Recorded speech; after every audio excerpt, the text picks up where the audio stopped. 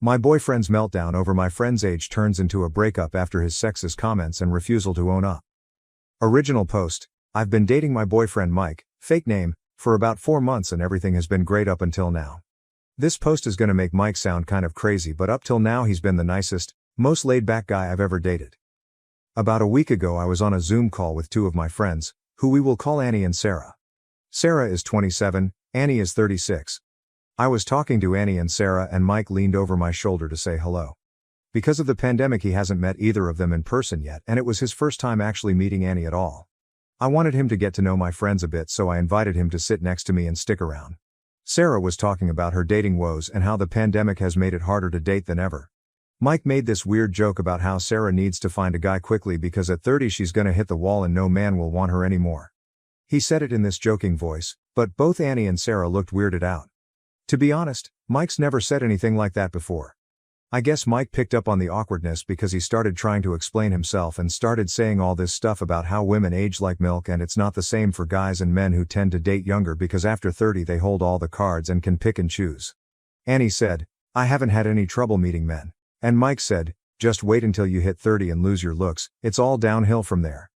Annie just kind of laughed and I had to tell Mike that she's 36. And obviously hasn't lost her looks if he's mistaking her for a 20-something. I said it kind of jokingly, but Mike just went silent and then walked off into my bedroom and slammed the door. That night and ever since then he's been very moody and short with me, and keeps making passive-aggressive comments about how I'm always against him and never have his back. We've never even had an argument before this, so I don't know where that's coming from. I've tried to bring up the Annie thing several times and he either clams up and refuses to talk about it or turns it back to me, Annie and Sarah ganging up on him and bullying him, which I don't think any of us did. The rest of the time he's just very short with me and keeps picking fights over tiny stupid things like my tone of voice being wrong. What do I do here? I really want to talk about what happened and about his views on women and men and aging because that's kinda concerning. I don't understand why my sweet cool boyfriend has suddenly transformed into this weirdo because he got politely corrected once. How should I solve this? TLDR. Boyfriend started talking about how my friend would be washed up when she hits 30. I told him she's 36 and he's been in a bad mood ever since. What should I do? Relevant comments. Kfail shot 123 WTF.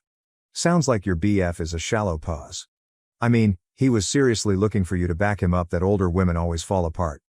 If that's what he really thinks, then your relationship is over in 2 years anyways.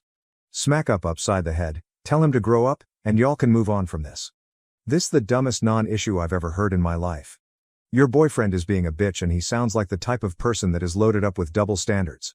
Oh. That went through my mind too and is part of why I want to talk to him about this, because if he really thinks women are washed up after 30, then what does that mean for our relationship? Spoem lol, he sounds like a sexist dumbass and that he's upset he got proven wrong? P. What's weird is he's never shown any hint of being sexist before this. If you'd asked me before all this I would have told you he was a very modern and progressive guy. And it's not like we've never discussed things where he could have shown these kinds of views before.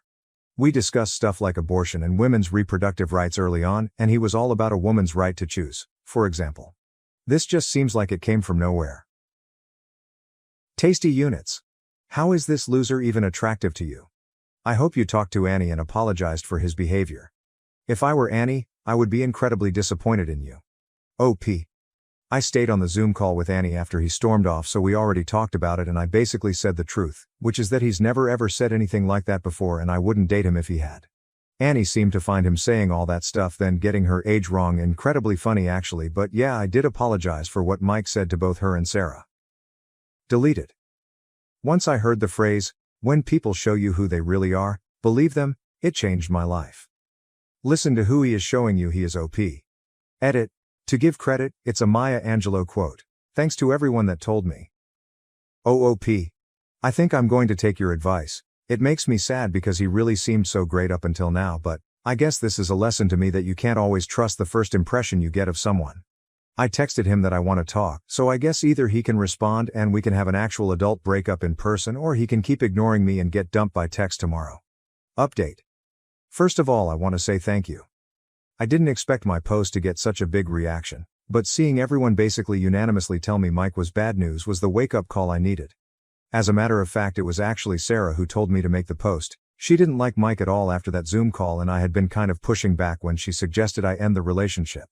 She didn't sound surprised at all when I told her Reddit unanimously said he was bad news. I think she was probably thinking I told you so. I also called my dad after the Reddit post, and something he said basically cemented my decision to end it with Mike. He and my mom are the same age and have been happily married for 30 years. He said, if you stay with this man, then on your 30th birthday you're going to be worrying he'll never find you beautiful again instead of celebrating the milestone. Don't waste your time with someone like that. Every time your mom has her birthday, I feel happy that she's choosing to spend another year growing older with me. And basically, that's what I want, and obviously I wasn't going to have that with Mike. Anyway, long story short, I did break up with Mike. I texted him asking to meet up and talk, and when he asked what about, I told him we needed to discuss the Zoom call and how he'd been acting this week. I got more of the same stuff about how I'm a bully and ganging up on him, and he wants an apology from me, and even though I had wanted to do the breakup in person, I realized he was going to keep trying to turn it around into being my fault, so I just told him over text that I didn't want to see him anymore. He sent back, whatever. Grow up, and hasn't contacted me since. So that's that. Not a very interesting update, I know. But even though a big explosive argument might have been a more interesting update, I'm kind of glad to have avoided it. TLDR, I broke up with Mike. Relevant comments. Theora4545. Good thing done. Now for her to reconcile with her friend and tell her dad what great support they both are. OP. Sarah's not mad at me, fortunately. We actually had a call just before I made this update, but I can tell she was holding back the urge to say she told me so. And to be fair, she did tell me so. Pookie582. I'm sorry it had to happen, but I am relieved this is the outcome. I hope you find someone a million times better. Also, I love your dad. He sounds like a great husband and a great father. Ope. My dad's amazing, and he and my mom are still so crazy about each other. They've always been marriage goals for me. My wife wants a divorce because I live an entirely different reality with my first love in my dreams. Original post. I, M31, have been with my wife, F28, for 3 years. We had a short engagement, married quickly, and had a perfectly ordinary existence. I love her, she loves me. We do taxes, housework, watch movies. All the normal things. No physical cheating on either side as far as I know. But here's the thing. I am a lucid dreamer, which means I can, to an extent, control my dreams, which is something I find cool as it allows me to go on adventures while asleep. It also makes scary dreams not so bad because I can just wake myself out of them. Over the last year or so, I've been having a recurring dream about my ex, my first love, F29. Truth be told, I never got over her. We were together for 5 years from 15-17 to 2022. We broke up after I graduated from college because she didn't want to move from New York to South Carolina with me, which is where the biggest industry for my field is. I was crushed but moved on, and we've spoken sporadically over the years, although we never crossed any lines. I will admit that I've kept up with her own social media a bit, but nothing stalkerish. Well, a year ago she announced she was getting married, and I experienced a resurgence of feelings for her, although I never acted on them or told her. That same night, I dreamed about her for the first time in years. In the dream, she showed up at my door and asked me if I wanted to get coffee. I said yes, of course. The dream, which was not a lucid dream, ended there. It felt so real, I couldn't shake the feeling once I woke up. It felt like we were actually reconnecting. Since then, I've dreamed about her several times a week, and I've practiced becoming lucid, so I've been able to control the outcome more times than not. We've lived a whole life together over the past year. Everything from dates to a trip to Paris together, which we visited while in college. We even rewalked the same paths we did in real life. It got to the point I was looking forward to going to sleep to be with her. Fast forward to today, my wife told me she felt distant from me. And I started to feel guilty because I thought what I was doing was harmless, but she's obviously noticed a change in me. So I confessed. About all of it. At first she said that I was joking, but when she realized I was serious, she accused me of cheating on her and told her mom and sisters, who are calling me a cheating weirdo. She even threatened to tell my ex so she'll know what a fucking loser I am. Now I get that it's not anything a woman would want to hear, but it's not like I physically cheated. I don't want to lose my wife, but I don't think she can forgive me for this. TLDR, I live an entirely separate life with my ex in my dreams, and now my wife wants to divorce me. But I really love her and don't want to lose her. Do we have a chance? Relevant comments. Sulangelic. Yeah, no, I think this might be a lost cause. I would certainly consider this cheating, and I think that it does indeed warrant a divorce. You clearly don't really love her, at least, not as much as you love your ex. Oh op, I do love my wife, which is why I married her. I just also have feelings for my ex, which I should have been honest about before we got married. I didn't mean for this to happen, but once it did, I wasn't able to stop it. Living that life with my ex while sleeping felt like getting to experience what I missed out on in young adulthood. With that said, my wife left overnight for a hotel and I don't know if she's coming back. I feel awful for hurting her. Elzabot, I'm asking this genuinely, not trying to be snarky at all. What did you think your wife's reaction was going to be? Did you expect what happened, or did you think she would be more accepting? I knew she would be upset, but I felt I owed her an explanation once she communicated that Do felt distant. I didn't want to gaslight her perception. I just hadn't known that she even noticed a difference in me. I just didn't think she would leave. She's turned off her location. I have no idea where she is or if she's all right, and her family won't speak to me now. I do love her and would like for our marriage not to end, but that seems inevitable now as I process this. Update. 2 days ago, I posted about the fallout that occurred after I, 31, admitted to my wife, 28, that I've been lucid dreaming about my ex and first love, 29, over the past year. After a major blow-up, where my wife called me every name in the book, and got her family involved, which I understand completely, so please don't take this wrong, my wife left. I didn't know her whereabouts for over 24 hours. Early this morning about 3 a.m., she came home and told me she wanted to file for divorce. She didn't want to have to compete with a phantom, and deserved better than a shitbag like me. But she doesn't want to move out or start the process because it's a pandemic and she doesn't want to live on one income. We make roughly the same amount of money. Me $90,000 a year after taxes, and her $85,000. I tried to apologize to her for all the hurt I caused by making her feel like she wasn't enough, to assure her that I do love her even though I still love my ex, and explain to her that I've never physically cheated or had any inappropriate conversation with my ex. But she won't budge. She doesn't want me anymore. I can't blame her. I was selfish and I shouldn't have carried on what I now accept to be a one-sided emotional affair. So I agreed to stay together, for financial purposes, for 2 years, or until the pandemic is over, whichever comes first. But she kicked me out of our bedroom and basically claimed the second floor for herself. There's so much tension in the house right now, so I left as soon as the sun came up and went to a coffee shop to do some work. While there, I received a message on IG from my ex that my ex-wife sent her a long message from her own account telling her about everything that I told her. I froze because I hadn't spoken to her in a long time. But she saw that I had read the message and followed up an hour later, telling me she needed to know the truth. So, again, I confessed, expecting to be berated and called a loser again. Because I had nothing else to lose. But she didn't think that my dreams about her were weird or creepy. She thought it was sweet that I still loved her, especially with her knowing that I'd never tried to have inappropriate conversations or force my way into her life. I'm aware that her not condemning my actions doesn't make them right or take away from the hurt I caused my wife, but knowing she didn't think negatively of me made me feel better. We messaged back and forth for a couple of hours, talking about our relationship and how it ended and the choices we made. In that, I learned that she and her fiancé called off their engagement a few months ago. I also told her my wife was going to divorce me because of the revelation. She expressed her condolences and that was the end of the conversation. I'm home now and I can't help but wonder if this is the universe's way of putting my ex and I back on the path to reconciliation. Hate me if you want, but I made a mistake and I hurt my wife and my marriage is over now. Or going to be.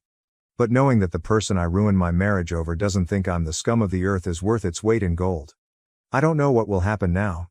But I can't imagine a friendship with my ex won't blossom from this, at the very least. I know this won't make my wife happy since she contacted my ex to further shame me, but I may just not tell her. We are, after all, divorcing. I hope the next few months and years can result in healing for both my wife and myself, and that we'll both live happy, fulfilled lives. TLDR, I live an entirely separate life with my ex in my dreams and now my wife wants to divorce me. Now my ex and I have reconnected. Relevant comments. Deleted. I hope you don't take it out on her when you realize that your old flame isn't the person she was in your dreams. Because that was you. You were in love with another version of you. She'll be someone else entirely. Oh, but I'm also a different person. And I wasn't in love with myself. The love for her influenced the dreams. Deleted. When I say she'll be someone else entirely, I don't mean that your ex will have changed since you last knew her. I mean that your ex, in actual, real life, will be someone other than the person you spent so much time with in your dreams.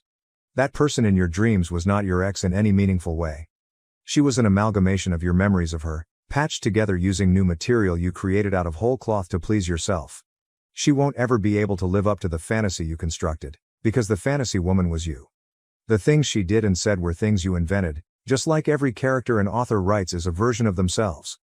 You've invested countless hours and serious emotion into a character you created, who is really only loosely based on your ex. Since a real woman can't read your mind like a dream character can, and because a real woman doesn't exist only to make you happy, she will not, in real life, be the same person from your dreams. That may be disappointing to you when you realize it, so try not to take it out on the girl. OP fair. But I'm not expecting her to be. The dream could never compare to the warmth and love she radiates in real life. It was a coping mechanism. Real life will be better. I love sharks 1001. You sound absolutely obsessed with this woman, and to be honest it's quite disturbing. I imagine much of who she is has changed over the years. What if she's not the person you remembered? She will never compare to the fantasy, and honestly your obsession over her perfection is rather frightening. My wife confessed to cheating on me for 4 years because she was bored and left me for weeks. Now she wants me back. For 17 years, my wife, 39F, and I, 40M, had been wed.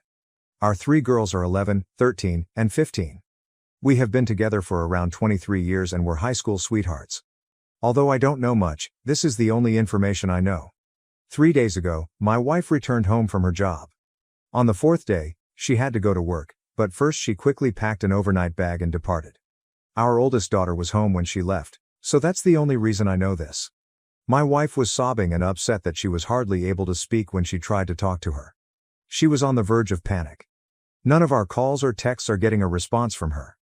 I immediately called her parents, who eventually replied that my wife is safe with them and urged me to be understanding and patient.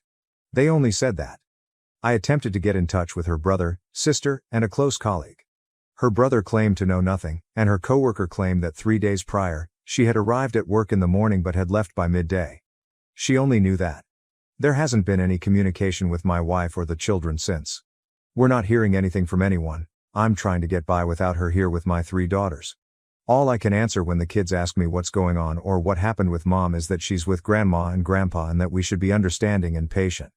I can't help but want to swiftly load up the kids and head over there without warning. Sitting here in limbo is terrible, and it's just 3 hours away. The children believe we got into a heated argument and are divorcing, but that couldn't be further from the reality. We never argue. The children are aware of this. I'm not sure what's happening, but could someone please explain it logically? I'm trying to handle everything without her, but my current mental condition has me thinking in circles. Your spouse would be the first person you would notify if someone died. My wife would be the first person I would turn to for assistance if it were me, though it's possible that some old trauma was triggered. We don't know anything, nothing makes sense. I sit here in limbo with the girls, unsure of what to do. Nobody is telling us anything, and none of us know anything. It makes me anxious, afraid, irate, etc. Almost every feeling imaginable in this circumstance. Is there anyone who can think of something reasonable? Why would you do this to your family? Update 1, I apologize. I don't know much about Reddit yet, not much to share. Because I'm not really sure how to do it, I don't know how to connect my previous post. I didn't sleep last night, it was a long night. I apologize for the brief update. I read every thread yesterday and into the night, but I don't plan on using the computer much today. Today, we finally read the responses. I'll just state my knowledge and stop there. I ended up calling the cops last night as my father-in-law didn't call. A wellness check was conducted, as many of you recommended. I won't go into the storm of problems that resulted from this, but my wife has been having an affair for at least 2 years, if not more. Everyone was right. The other man reportedly died that night after suffering a heart attack on Tuesday. It seems likely that my sister-in-law and my mother-in-law have been aware of it and have been filling in for her. My wife still hasn't been in touch with either the girls or me. For the time being, I'm attempting to hide this from them, but to be honest, I don't know what to do next. I only know that, and it's enough to almost spell my demise. I appreciate all of your assistance and guidance. That's all, but I'm not sure how to get over this news. Please offer up prayers for me and the 2 of us. Update 2. A couple people have suggested this sub to me. I recently joined and have been reading a lot of postings whenever I have free time, usually at night when the day's turmoil is over. Naturally, the brain then takes over, and I have these depressive episodes. After that, I experience intense rage and then both feelings at once. It's almost impossible to sleep. Then, like a zombie, I go about my day. All the acronyms are something I'm attempting to learn. I suppose Friday was my D-Day. I initially believed my wife's affair to have lasted 2 years, but it now appears highly probable that it lasted longer. She had known the man she cheated on with AP for some time. The disclosure came after he sadly died of a heart attack. With the assistance of my eldest daughter, I continue to conduct research. I'm not yet ready to post about a lot of topics. I honestly didn't intend to keep posting about my predicament, but so many people have given me so much support and guidance that it's practically therapeutic. Knowing that so many other individuals are going through this kind of pain is painful. I'm so sorry for that. Yesterday and today, I had meetings with 2 different attorneys to go over my alternatives. I also made several calls about treatment, but where I reside, wait periods are really lengthy. I'm making an effort to follow many of the advice given by others, such as abstaining from drinking, although I don't and never have. Taking care of myself, exercising, etc. For someone my age, I'd say I'm in excellent shape, but right now I struggle to find the motivation to work out. I recognize that a lot of you will want specifics, like who, what, when, and so on, but please know that I'm simply not yet ready to go into all of that. It feels like a new bomb goes off every day, and all I want is some guidance on one item so that I might be able to get some sleep. My wife, the mother of my 3 lovely girls and my best friend since high school, was everything to me. We shake hands in secret and share inside jokes. Everything is gone. Everything. It's simply gone. I get really depressed when I reflect back on all of our years together, including every milestone and every laugh. It is incapacitating. It seems like she didn't care about any of it, and now she won't be in my future. Naturally, the how could you question then surfaces, and I am seized with an insatiable rage. I pound the mattress and scream into my pillow till my arms hurt. The cycle is terrible. I only go to sleep because I'm so tired, and when I wake up the mind games start over. My girls, who have been attempting to care for me as if they were my parents, receive all of my energy. They aren't treated fairly. After learning about the affair, how did you all sleep? With just your thoughts, how did you cope with the emptiness and silence at night? Aside from my daughters, I've determined that sleep must be my top priority in all of this. I'm hoping you can help though, because I simply can't. Many thanks to all of you. Update 3. I apologize for my relative inexperience on Reddit. A little more than a week has passed since my D-Day, however I'm not sure how much of my circumstances I should reiterate or repeat. I've since discovered that my wife's affair lasted for more than 4 years. No precise time frame yet. It most likely began emotionally before becoming bodily. I'm also interested in how the epidemic and lockdowns affected this. I might or might not find out the answers. In any case, my in-laws unexpectedly came to visit their grandchildren yesterday. Since the start of this ordeal, Del EW has been staying in their house, which is utterly ridiculous. Naturally, they greeted the girls for a total of 15 minutes. I have 3 girls with my wife. They then requested a private conversation with me. As you can anticipate, the chat was lengthy. I don't want to go into detail about it in this piece. In any case, my wife wants to return home but is scared of the consequences of her behavior and is unable to confront her past. Her parents also conducted extensive research to find out if I intended to file for divorce. They put a lot of effort into persuading me to forgive my wife and keep the marriage together. They wanted my wife out of their home, but it was also obvious that they were extremely humiliated and ashamed. The conversation was quite polite and courteous. I acknowledge that I misled them by claiming that I was unsure of my future intentions since I intend to get a divorce. However, I fear that if I tell my wife, I will never get the truth. And I might never understand. However, if at all feasible, I would like her to sit in front of me and explain everything. I want her to look me in the eyes and tell me everything after we've been married for 17 years, been together since high school, had 3 children, made innumerable memories, and experienced everything together. Additionally, I want my children to understand that I offered her the chance to apologize, explain herself, and resolve the situation as responsible adults. I'm constantly trying to decide which course will be best for my children. I'm not sure, perhaps I'm not doing it correctly. I can't legally bar my wife from our house. The attorney was extremely explicit about that. Therefore, even if I really don't want this right now, I can't stop my wife from coming home. In fact, my girls and I have begun to establish a pleasant routine. I therefore made a demand that, in my opinion, would be impossible to fulfill for some time. If, when my wife sat down with me face to face, looked me in the eyes, and told me everything about her affair, from beginning to end, without hesitation or more lying, I told her she may come home. She would next need to meet with the girls, provide an apology face to face, and respond to their inquiries. It's only fair, I reasoned, since they already know. Once more, She is legally free to return home anytime she pleases and is not subject to any obligations. However, I might be able to take advantage of her fear of us. Is that incorrect? Here, I'm not attempting to be cunning or dishonest. I simply don't want to live together just yet. If I can postpone it, our state has a 90-day waiting period before a divorce may occur. In any case, she will inevitably return home. Life will continue despite this disaster, and ultimately we will both need to return to our jobs. I simply wish to extend it in order to plan and improve my emotional and mental well-being. My wife says she doesn't want a divorce, but she has been texting the females. She apologizes to them over and over again. The texts have been shown to me. She inquires about me every day, and the truth about what she has done to us is really getting to her, especially in the past few days. How can I handle this? Was my request stupid?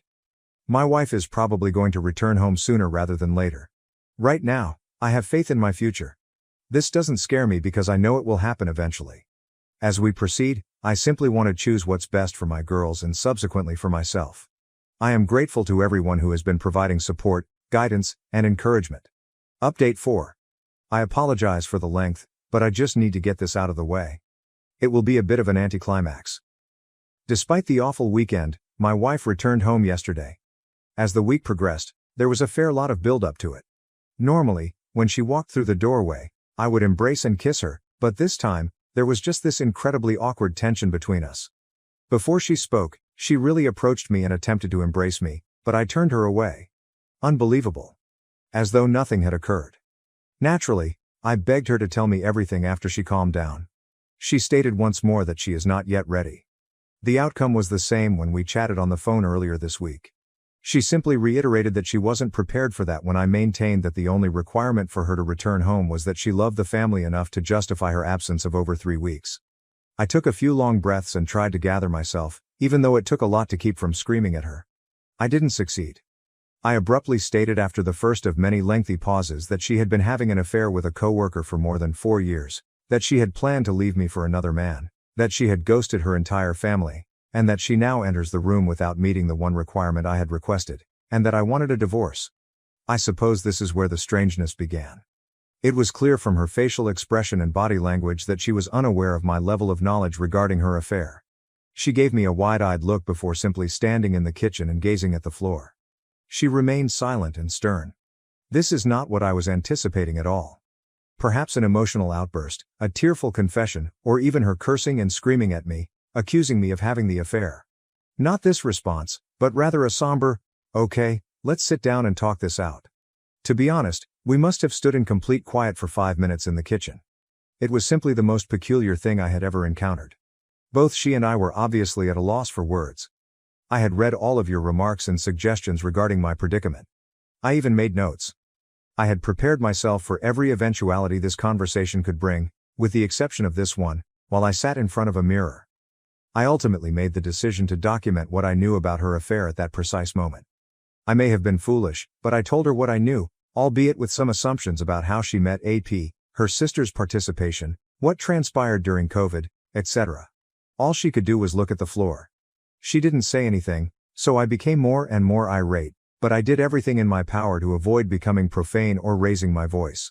At last, I calmed down. Another long uneasy pause followed. Sadness replaced anger when everything became clear. Then I gently questioned her about what I had done to make her leave. Was I ever loved by her? Was he a P worth it too? She remained silent. Didn't move. Remained motionless, nothing at all from her. No sobs, no regrets, no shouting, no justification. She simply stood with her head down, nothing. This was painful. Perhaps this was more painful than D-Day. Not sure whether I would have moved, I just stood there looking at her. Then, of course, things got worse. The whole interaction was being overheard by our girls. I'm just so damned foolish. Over the past few weeks, I've been putting a lot of effort into attending to their needs and putting them first, but after I confronted my wife, I became emotional and stopped caring about where they were. Our oldest daughter, who had a lot of pent-up rage, stormed downstairs and screamed. My wife hurried to the bedroom and locked the door. We are currently at that point. Before I went to sleep last night, I could hear my wife sobbing for the majority of the night. Only our youngest has attempted to communicate with her. The others have stayed away from her. I'm going to propose that she remain with her sister until we can complete the divorce, if I can muster the confidence to do so. However, she still calls this place home. If we all have to live with her, it will only be a sad situation. You were all right about my wife, and I was incorrect.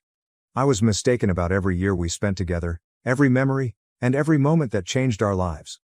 I thought she would fall to her knees and ask for forgiveness. I really believed that she would confess the truth and repent for everything that had happened over the previous 4 years, thus clearing her of any blame. We are not worth it to this woman, who once drove back to a farmer's market after realizing she had been handed $10 more in change than she was supposed to. She doesn't value me, perhaps I never was. What comes next? It was really unpleasant at home today. The daughters and I made an effort to continue as we had for the previous 2 weeks, but it is obviously not feasible. All I want to do is move on from this whole situation, from the divorce to the uncomfortable conversations to the anticipated battles, arguments, and drama. How did you handle having to live with your WS, especially if you have children? I am aware that this is only the start. I keep reading blogs that say things will get better, but I'm a long way from that. Right now, I can't stop wanting to yell at every opportunity. Naturally, I'm making every effort to keep the girls' minds calm, but I'm not sure whether I can sustain it for 3 months. Before all of this is finished, school will begin. This is my life now, I suppose. I appreciate everyone's strong interest in me. I'm not sure if the worst is over or not, but I would appreciate any help you can give me to get through this next stage. Update 5. Since my WW returned home and I found out about her affair, I've been in a horrible mood. For my daughters, I've been doing my best to pretend. I make an effort to think and speak appropriately, but tonight I must face the reality. It comes in waves, as many of you post every day, but tonight I was struck by a very large one and became somewhat agitated. My WW has yet to get a lawyer despite the divorce being filed. And once more, I'm attempting to be as gentle and patient as I can in this situation because I'm beginning to see the possibility of an uncontested divorce that we primarily manage ourselves. But I'm not sure after tonight.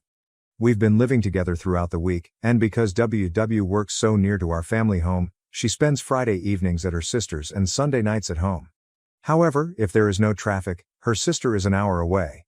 It's been a habit of basically avoidance over the past few weeks, with WW essentially keeping to herself and the girls and I trying to go about our daily lives regularly. Even though we have informal conversations every evening, my oldest daughter and my WW have stopped talking after a few heated arguments. Right now, it's for the best. I've been following a lot of your advice lately, in addition to what I've read. I put a lot of effort into maintaining my self-control around my wife, and even though it requires all of my strength and willpower, I've been brief and uninterested in our small conversations, although always being courteous and respectful. The past 2 Fridays, up until now, she has arrived home from work, gathered a few things, and left for her sister's for the weekend before I have even returned from work.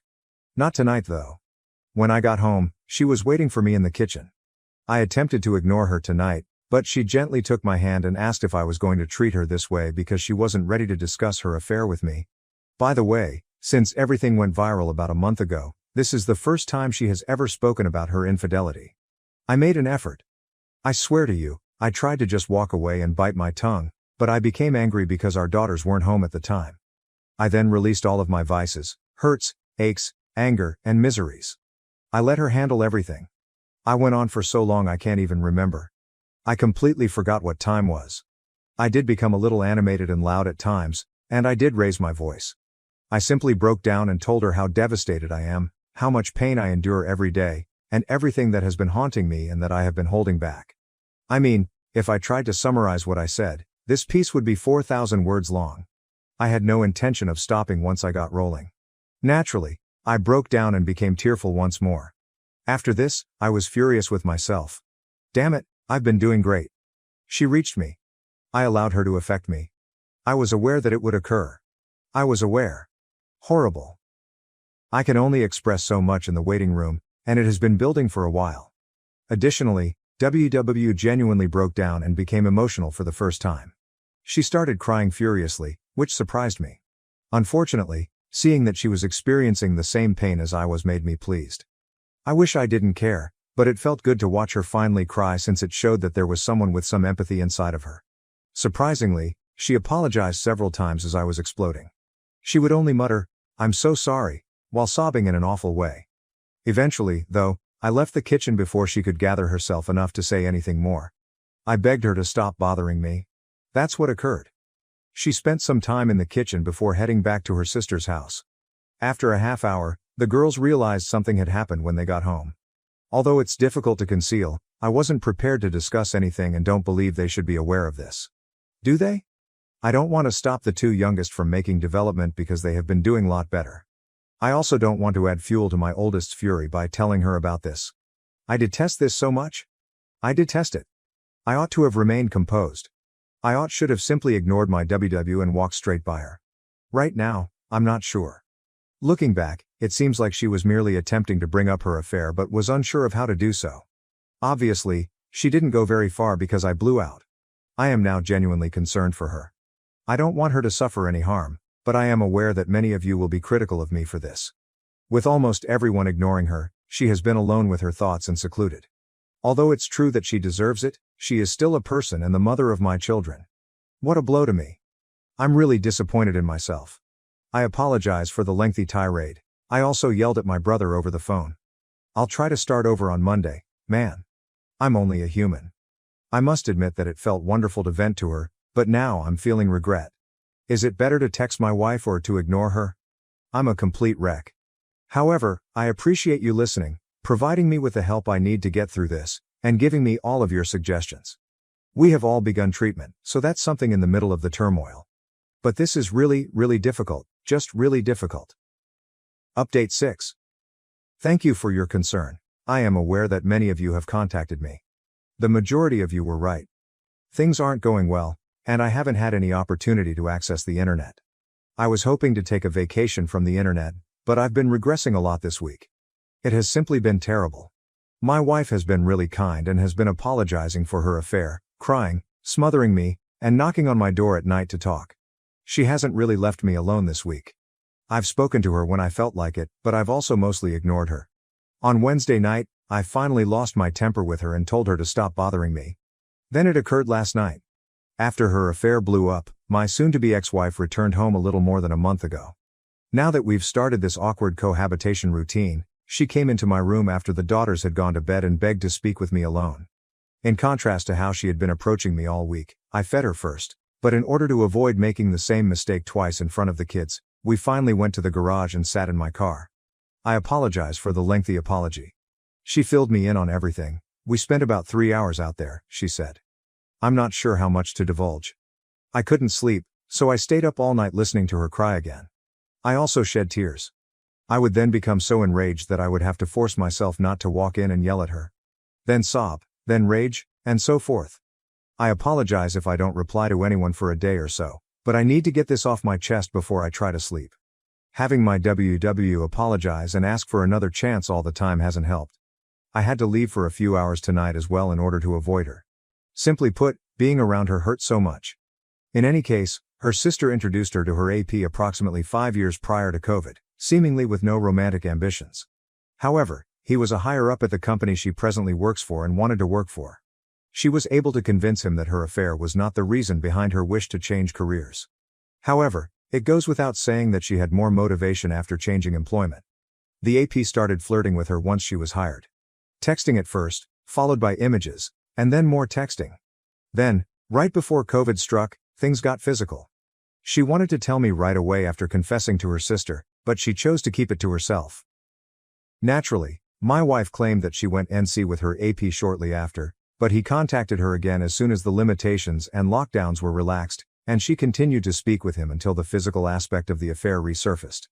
She claimed to have halted the affair a few times out of remorse once businesses resumed operations, but she continued returning to him, thus it never ended. In essence, she provided a great deal of information. She recited the full 5-page packet of handwritten notes detailing her affair history, responding to questions as she went. She made false claims about weekend getaways with the girls, work-related travel, traffic bottlenecks, problems with her parents, shopping excursions, etc. The list was long, as I had expected. She told me so many falsehoods that I simply believed everything she said without question.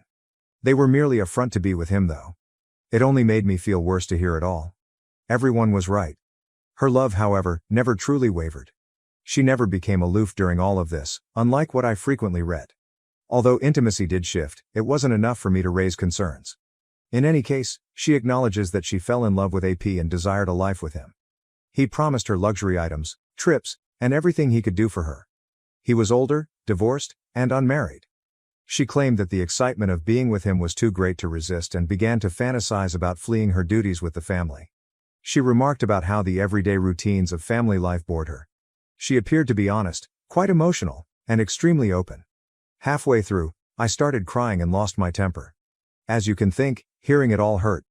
Naturally, once she finished her confession, she told me how much she loved me and always would, and that she would stop at nothing to try to keep the marriage intact. Many of you anticipated this, yet it all seems so phony to me, as if it had been practiced. Having spent more than half of my life with this woman, I can detect when she is acting shady. I think it doesn't matter if I'm mistaken, but I was more composed than I was the week before. Nevertheless, I became irate and said a few hurtful things, such as making fun of her AP for having several girlfriends, of whom she was only one that he was prepared to discard. She appeared pretty offended about that. When I think about this moment, when she would finally reveal all the one-liners I might say to her or things I could say to hurt her back, a million thoughts cross my mind. I couldn't think of hundreds of answers during the emotional moment the other night, but I knew I would ask. If AP were still alive and she had to choose between me and him, who would she pick? She hesitated and then whispered, "That's not fair." I pressed the subject, and then she eventually stated she'd, of course, select me. In reaction, I said that she was lying again, which was why I was divorcing her. The last thing she said was that she began to cry. We spent some time in the automobile. She continued to cry, but I was exhausted, so I simply informed her that we were divorcing and that we owed it to the kids to be there in their lives, to be good parents, and to get along amicably. In addition, I said that I hoped she was a decent enough person to end our divorce amicably and fairly after all the suffering she had caused me. That would demonstrate her true affection for me. Please realize that I'm not a petty person and that I didn't intentionally mean to hurt her when I told her that I had stolen anything from another website. It just seemed like the right way to wrap things up. However, I truly meant what I said and did. After telling her that I would have loved her forever and leaning over to kiss her on the forehead, I got out of the car and went to bed. That was it. Naturally, I didn't get much sleep the night before, and now I'm having trouble falling asleep tonight. I have no idea what will happen next. One positive, I suppose, is that she no longer has the chance to challenge the divorce. However, I have yet to speak with my attorney. I'm crying once more and reverting to my angry and depressed states.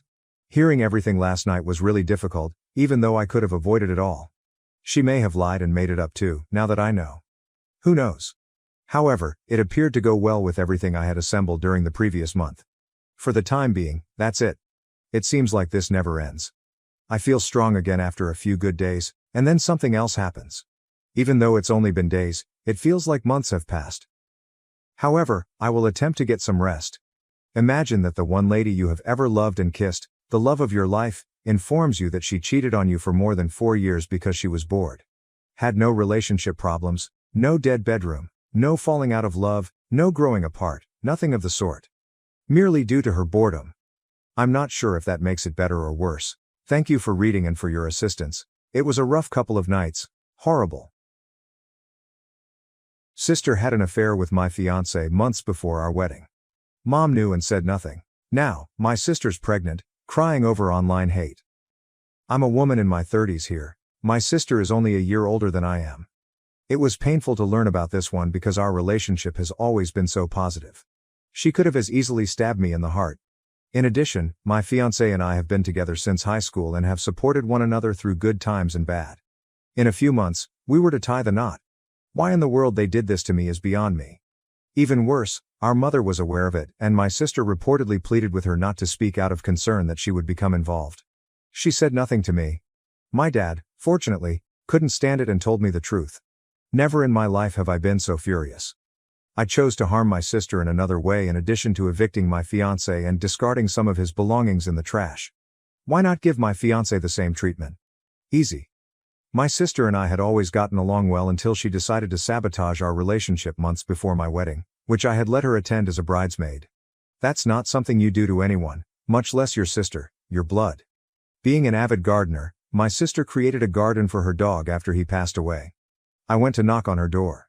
Naturally, I played nice, and she was unaware that I knew. I proceeded to discuss her actions with my fiancé, and I caused little harm to her garden. To be honest, I only smashed a few flowers. Do I apologize? Her justification pushed me over the edge. The excuse, "it just happened," is insufficient. I suppose that's just how my fiancé and I ended up sleeping. I informed her that I no longer wanted her to communicate with me and that I also did not want her mother to do so. Since I vowed to call the police if he ever came near me again, my fiancé has refused to speak. I feel like I should be crying, but I'm happy that I made my sister cry and yell at me. She understood the significance of marriage to me, and I am now unable to have that experience. Combine that with the fact that my dad, not my pathetic sister or fiancé, had to tell me this. Hell, not even my own mother spoke to me. She seems to let my sister live her life as she pleases. Tia, fuck you. Logan, fuck you. I would be overjoyed if they ever saw this. Edit 1. I'm disappointed that I lost the connection I've always given my all to, as a lot of people keep bringing it up. Naturally, I was eager to get married, but then this information was revealed. I was deeply hurt by it. At first, I didn't want to believe it. I nearly believed my father was deceiving me. It proved to be true later. I swear that now I have trust difficulties. Edit 2. Once again, I want to thank everyone for their suggestions. I feel more comfortable revealing them because of it. I will do my best to provide an update, but I am currently a ball of nerves because I know that when I do, it will go horribly wrong again. It's the least you guys can expect, hey. Last edit, I kind of ruined something really important to her, which is why I say I chose to hurt her. That seems like it would be a bit far for most folks outside of here, but that's just how I feel. I know it's not what you guys were hoping for. LOL, obviously it took some effort, though, because she believed I was incredibly insane for doing so. As I already stated, I have no remorse for causing her such pain. I apologize for my awful mood. I will undoubtedly expose them at some point today. The OP's response in the comments was, expose them to everyone and ruin them. OP. After I finished dealing with my sister, I truly contemplated doing this. To show her what the rest of the world thinks of her trashy ass, I could unblock her, if nothing else. But really, I still find it hard to believe she treated me in this way. Commenter. Have them exposed. They will attempt to reframe it and paint you in a negative light. Inform your extended family, his family, and your mutual friends. Inform them that you have severed all communication with them and that you hope to never see them again. OP. His sister was the only person that contacted me regarding this yet. What the hell happened? She asked me in a fit of hysteria. Uncertain about the rest of the family, she is totally on board with me in this. But right now, my father is the only person I can truly trust. Most likely, she does too. Commenter. What a terrible thing. What time did this occur? I'm shocked by your mother. OP. Over the last weekend, I discovered how my dad conveyed it to me in another comment I wrote. My sister allegedly made the decision to inform my mother. It's clear that she wanted her to remain quiet about it. My dad told me after my mom reportedly told him over the weekend, but not immediately. The problem is that I don't even know when they had sex. Neither my parents nor I were informed of that. It appears that my sister may have continued to hide this information for an indeterminate amount of time before deciding to tell my mother the truth. They might have done it multiple times, or even months ago, for all we know. I find it difficult to believe my fiancé, who has repeatedly denied ever having slept with her. I can't seem to grasp why my mom did what she did, yet a tiny part of me keeps attempting to defend it. She obviously didn't give a damn. OP. On social media, everyone is aware that the wedding has been cancelled. I apologized in a post for calling off the wedding, but I've disabled notifications because I continued receiving a ton of messages inquiring about what had happened. My cousin and his sister are the only ones who currently know. At the time, I couldn't even bring myself to speak to anyone else. I was really ill. However, these remarks are incredibly enticing and are giving me ideas. Update 1. Hey everyone, it appears that my previous post was removed. Once again, I appreciate your support and remarks. I learned a good deal. First of all, I did share my tale with her and my ex. To tag them, I unblocked both of them. A special thanks goes to the commenter who jotted down my appropriate response. I composed it, saved it, and added a few more words of my own. After seeing my story, my ex truly blocked me. After that, I forwarded my Reddit post to my sister. She didn't see at the time, but my ex's mother called me. She asked me how I was doing and whether I had heard the news, even though she was upset about everything. Sincerely, I couldn't stand to hear any more terrible news, so I felt a little sad. I questioned her about what she was discussing. So you haven't heard? She asked. I asked her to tell me, and I replied no. My sister is expecting a child. Logan reportedly told her this to try to get her to stop bothering my sister. I told her I had to end the call since I didn't want to hear from her any longer. I literally started crying 2 seconds later, so I'm glad she agreed. OP. My sister replied to my text and tail with the Reddit post link 2 minutes after I had been crying for 5 minutes. She begged me to remove it in a text message that was all uppercase. I would have chuckled a little if I wasn't so unhappy, but instead I just sat there and watched her destroy my phone. When she responded, "I'm coming over, and I'm telling mom that you're spreading my business online," I became even more irate. Okay, you huge kid? But I never answered. Even yet, I felt immobilized. OP. She's attempting to break down my door 30 minutes later. In a flash of rage, I opened it and began yelling at her in various, expletive forms. I informed her that it would remain up for as long as I wanted it to, despite her constant cries for me to take it down. She insisted that she didn't deserve the abuse she received online, and she even attempted to reassure me that she would have forgiven me if it had been the other way around, and that she had always supported me through everything. I punched her at that moment.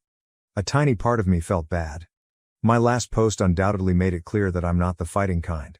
Funny, but in response, she said, "It's not my fault." When Logan had had enough of you, I told her that I hoped she would end up like her dog and that she deserved all the criticism she was receiving for destroying my relationship. I even said I was sorry I didn't wreck her entire garden and her foolish face.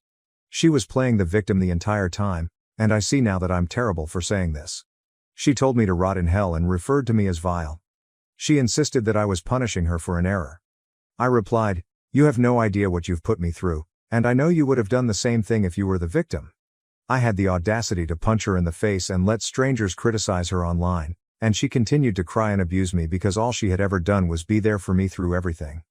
I told her that I didn't want her to speak to me ever again and that she deserved it. "I'll call the police if she gets close to me." I refused to put up with her constant accusations that I was being incredibly unjust and that she apologized in her texts. I instructed her to let mom know that I wouldn't be speaking to her ever again. I urged her to go home and wished her luck with her unwanted child when she inquired if I was really going to cut her off like that. She didn't leave my porch again after that. In any case, it doesn't even matter that I had to clean my favorite vase. They're at least no longer in my life. But I'm feeling strangely depressed right now. I'll never feel the connection we shared again, but it's for my own good, damn it. Positively, I feel like I've escaped 2 gunshots. But once again, thank you everybody, perhaps I do require therapy. Last edit. My mother claims that my expletive sister is crying uncontrollably over cruel individuals on the internet, so my dad contacted me a short while ago and asked me to remove every post. Like I'm removing something. My mom keeps defending her by suggesting that we should take it easy on her, even though my dad is furious about her pregnancy. I'm not speaking to her because of this.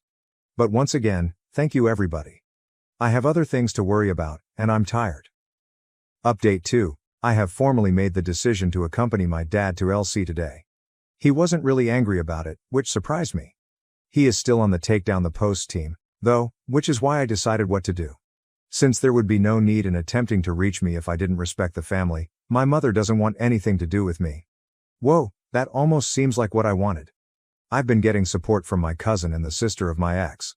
Since more people are gradually learning about the affair, both in person and online, my sister has apparently suffered meltdown after meltdown. She really got into an online argument with my cousin, and my cousin claims that my sister keeps pleading with her to tell me to remove the posts because she feels guilty and under pressure to do so. My ex's sister was the last person to tell me about him.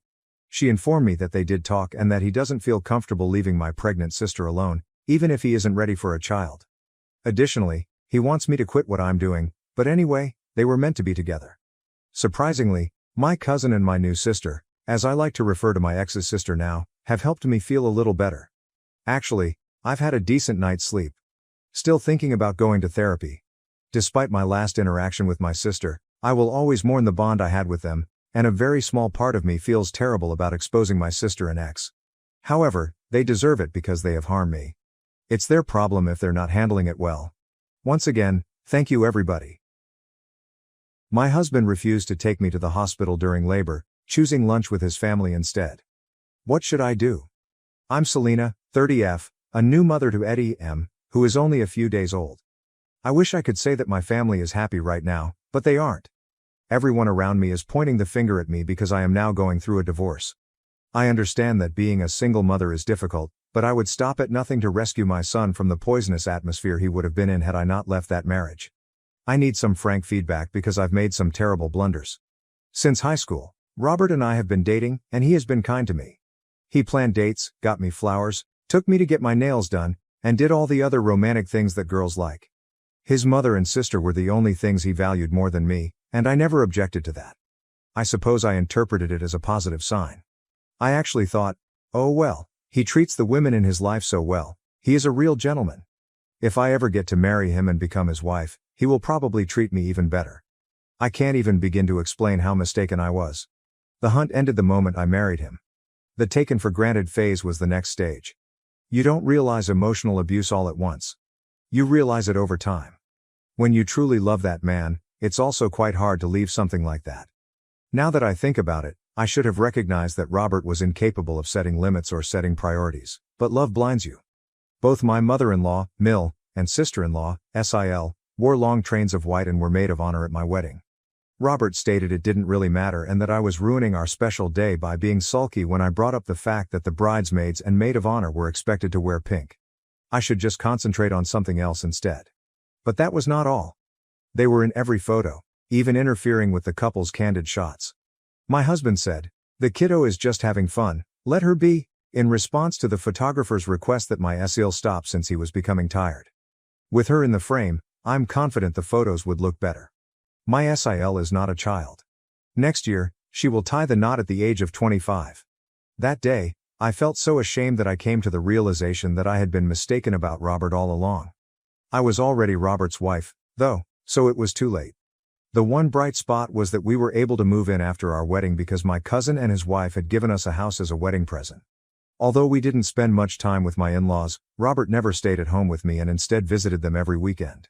He said that we would go on the vacation after his sister was married so that his sister and prospective brother-in-law could accompany us when I pointed out that we didn't even go on a honeymoon trip. It's important to note in this regard that his sister was unemployed and his future brother-in-law was a freeloader. She laughed it off when I tried to explain that marriage entails a lot of financial responsibility and that her brother would handle all of her financial obligations. I didn't bring up the topic again since I knew there wasn't much I could do about it without Robert's assistance, which he didn't provide. Yes, the warning signs were begging to be noticed, but I believed I could save our marriage. I have no idea why I chose to play Bob the Builder, but there I was, attempting to gain his favor by gaining the favor of his family. I chose to accompany Robert after realizing that he would not spend a single weekend with me. His mother and sister were not happy to see him the one and only time I visited. Even more unexpected was the presence of my sister-in-law, Sarah, 26F, and her freeloading fiancé, Dylan, 26M. In essence, I was the only one who was never invited to participate. I explained that I had come to surprise them and that I had brought a cake with me. As though Sarah had told the greatest joke in the world, they all chuckled when my sister-in-law added, "A nasty surprise, I see." Beatrice, 56F, Robert's mother, stated that they didn't have enough food for me because they didn't expect strangers because this was family time.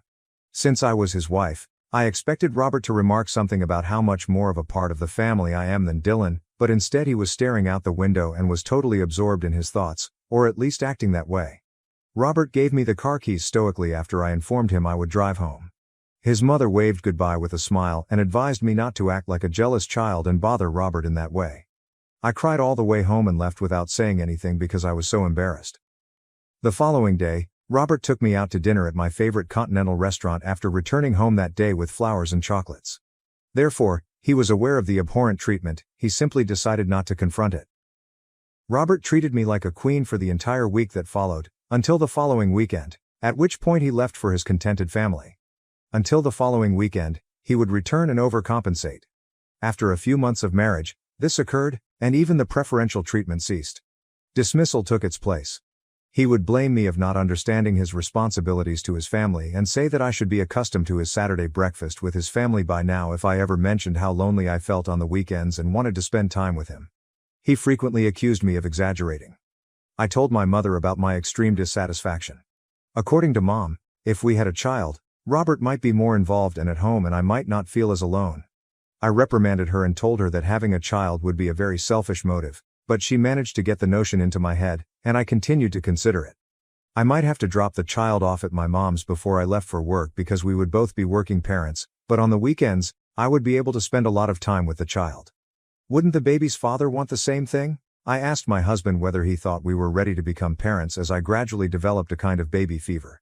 He was ecstatic and said that his mother had even hinted at this.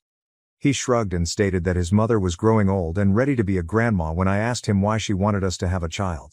Therefore, it would be beneficial to have a young man who could look after her. I informed him that I didn't believe he was ready to be a father and that he couldn't use our child to care for his mother. The baby conversation was out of the question after our argument. I'm not sure what changed, but all of a sudden Robert began spending his weekends at home. He resumed his pre-marriage treatment of me, even purchasing tickets to the Maldives for our much-postponed honeymoon. During our week-long honeymoon in the Maldives, Robert made me feel incredibly unique and adored. He claimed he wanted to make amends for hurting my feelings. I fell straight into his trap, foolish as I was. We found out I was pregnant after returning from our vacation. It delighted Robert. Robert persuaded me that we were prepared to become parents, despite my reservations. During the first 3 months of my pregnancy, he took exceptional care of me, taking me to the doctor, making sure I took my vitamins, staying at home on the weekends, ordering all the food I wanted, and shopping for our unborn child. Things returned to their pre-vacation state in the 4th month. He had gotten me pregnant and ensured that I would do all in my power to avoid having the baby. That was the act's entire purpose. I was really depressed in the weeks before my labor. My mom came over to look after me, but she always blamed Robert's actions on his wealth, which was all that mattered to her. The 3rd week of December was my due date. Mom attended her brother's funeral 2 weeks prior to my birth. I was unable to attend my uncle's funeral because the due date was so near. I pleaded with my hubby to spend the weekend at home. My uncle's passing made me sad and lonely. I didn't want to be at home by myself on that particular day. I stated this to my husband and he responded, "Sel, you are going to be a mother and make a lot of sacrifices in the future, so being alone for a day is nothing compared to the sacrifices that you have to make. I will suggest that you better sleep it off. I will see you tonight. Don't wait up for me. I will have dinner with them. Bye, honey, take care. Remember you have to take care of yourself for our little Eddie." He took the car keys and drove off without even waiting for my answer. That particular day, I was feeling very ill, so I went to lie down and dozed off for almost an hour. I woke up with excruciating cramping.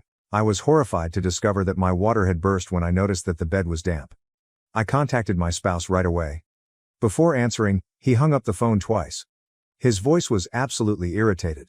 When I heard my water break, I actually screamed.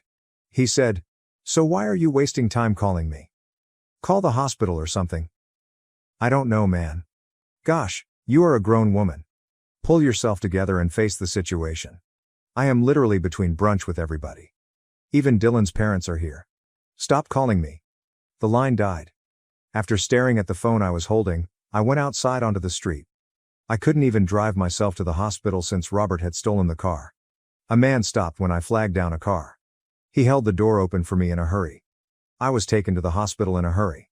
Mr. Singh, the gentleman, completed all the papers and asked if I wanted him to make a phone call.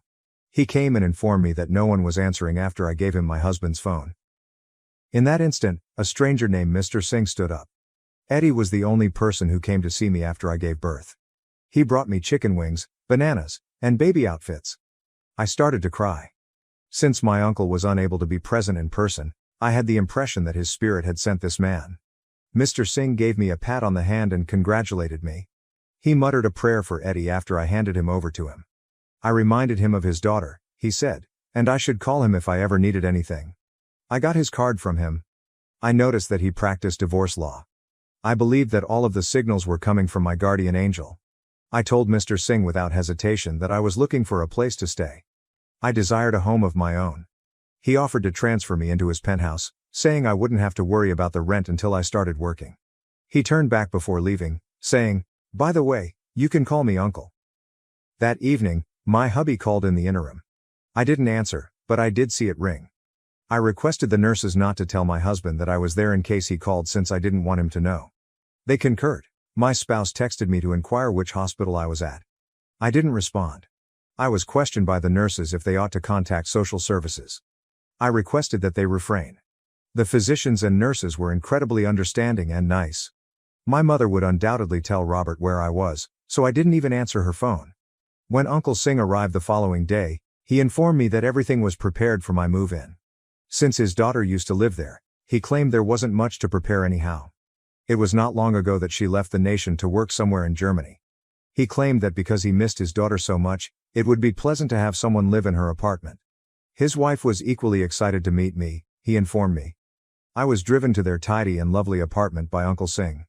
Auntie quickly began discussing ways to make things comfortable for me, even though she was overweight. I kept telling them that all I wanted was to stay there, but they kept asking if I wanted anything. After telling them all that had transpired, I requested that my uncle initiate the divorce process. I replied that I had never believed in anything more when he questioned whether I was certain about it. I was instructed by my uncle to text my spouse about the birth of my son. So I sent Robert an SMS about it. He informed me that I had been really irresponsible and that we needed to go meet his family right now with Eddie. He had the audacity to believe that I would take my son to meet his toxic family, I told him. After a period of silence, he continued. Don't be a kid. We have to take Eddie to his godmother. When I questioned him who made the decision to name Robert's sister as the godmother, he told me to stop being funny since that was how it was always meant to be. I lost my composure and began to scream, You know what's ridiculous? It's you. You are the damn joker. I had to take a lift to the damn hospital and give birth alone. If you loved me and your son, you would have rushed to us. You are so damn selfish, and your family is crazy. You are not going to be a part of my son's life. You will hear from my lawyer soon. I am divorcing you. When I hung up, I was furious. Auntie seemed somewhat worried. She said that my spouse was a child and not a man when I hung up. For the first time in a long time, I laughed. When my mother called, she went on and on about how awful I was and how Robert had called to let her know what had happened. She informed me that because I had taken my son away from them, their family was pursuing charges. It seems that I am a self-centered mother who only cares about herself, so I should be hauled to court and have my son taken away from me. They claimed that I was unfit to be a mother because of my depression. I informed my mother that I didn't care about their opinions since I was confident I would win the case and be granted sole custody of my son. I ended the call and made the decision not to answer any more calls from my relatives. In order to augment my income, I began applying for freelance jobs. Even though I had a job already, I needed more if I wanted to provide for my son comfortably. My phone began buzzing nonstop with texts all of a sudden. Dylan's entire family and my in-laws were sending me hateful texts. They were calling me a villain in derogatory terms since I had destroyed their family. The only thing that is saving you right now is the fact that you don't know your address. Otherwise, we would totally come over and teach you a lesson, you stupid cuss words, they said, threatening to break into my house and take my son by force.